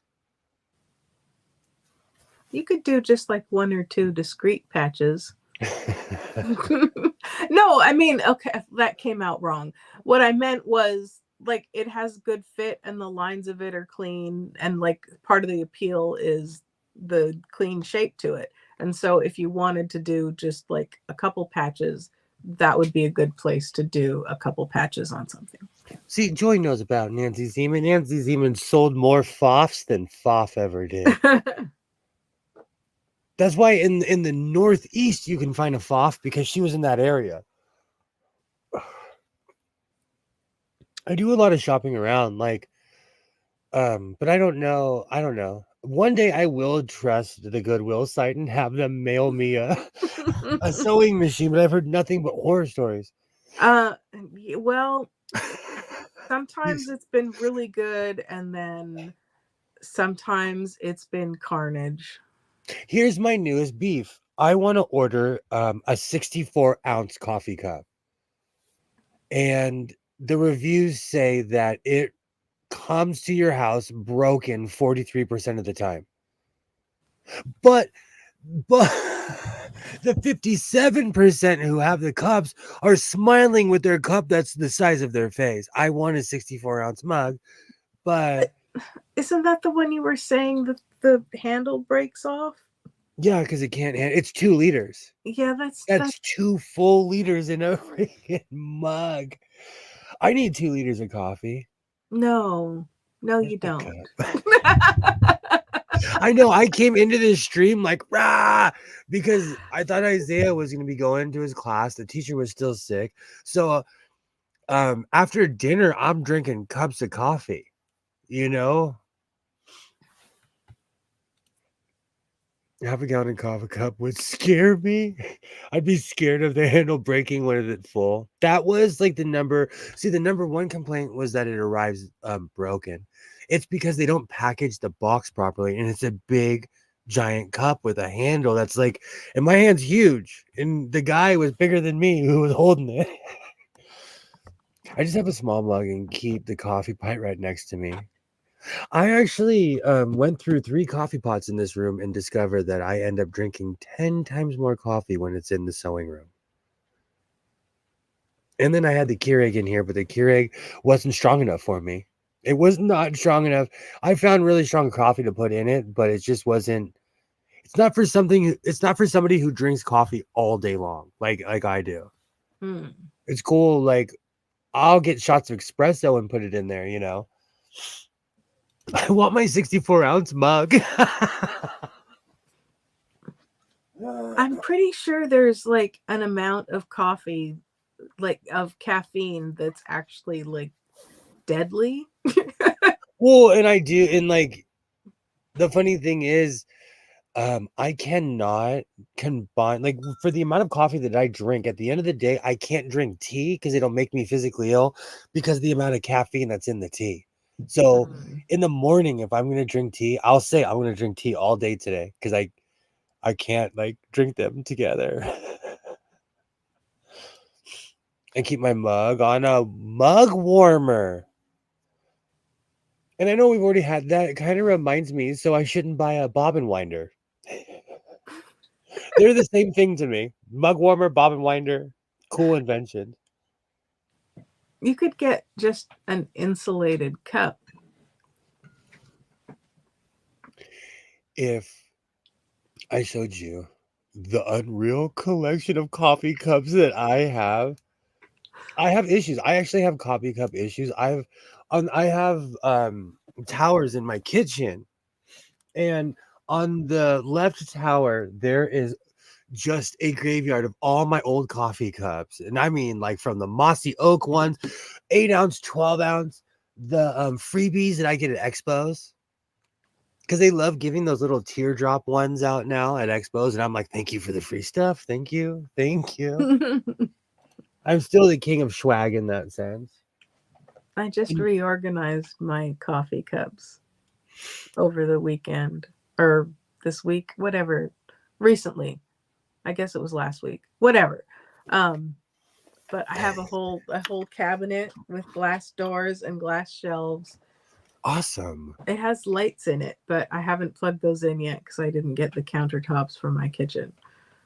I'm But a coffee mugs nightmare. I take my coffee mugs to work because we have a kitchen in at my work. Like, I'm a coffee mugs nightmare.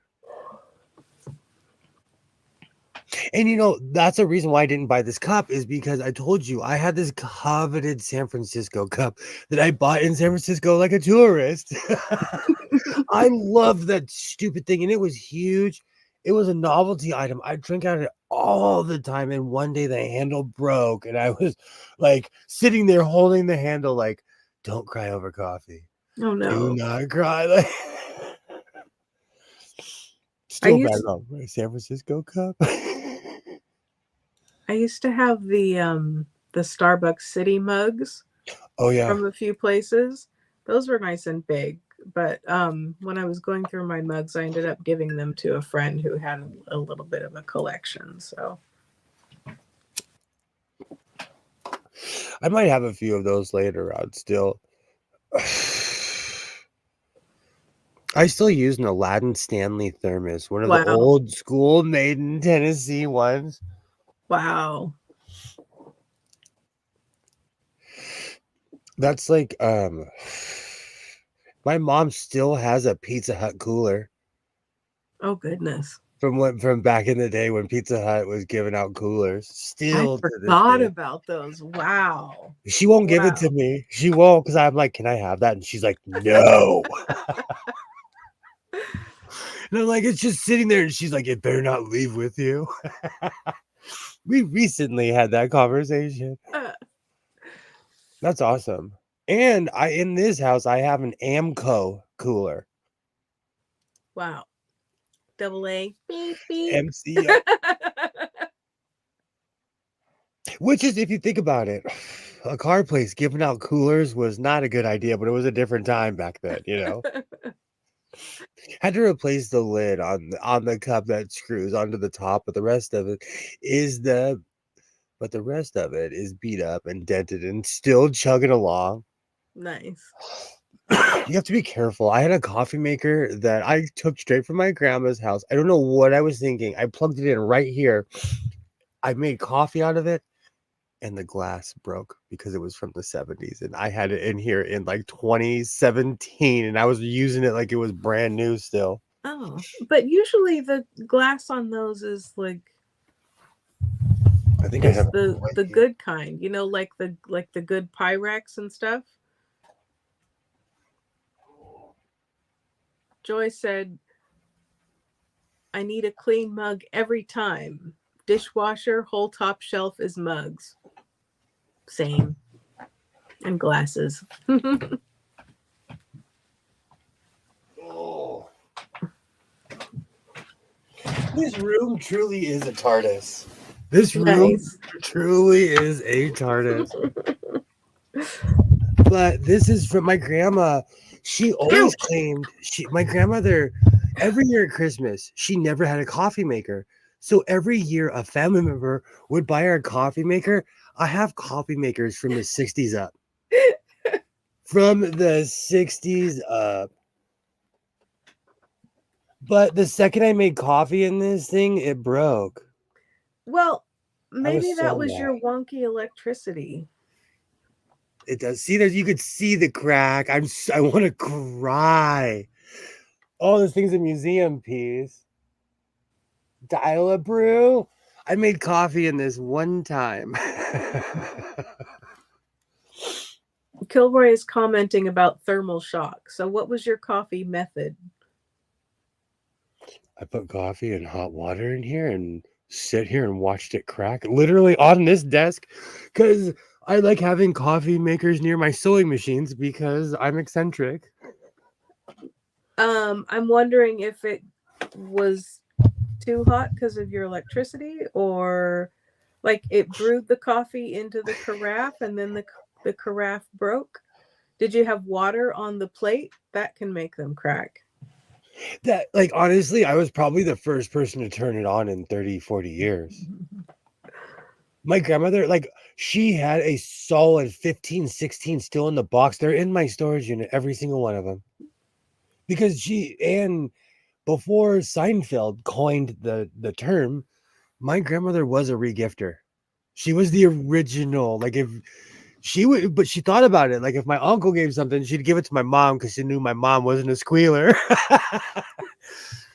My grandma was a big regifter. I bet it had a tiny scratch from storage, and the glass break started right at the tiny scratch. Could be.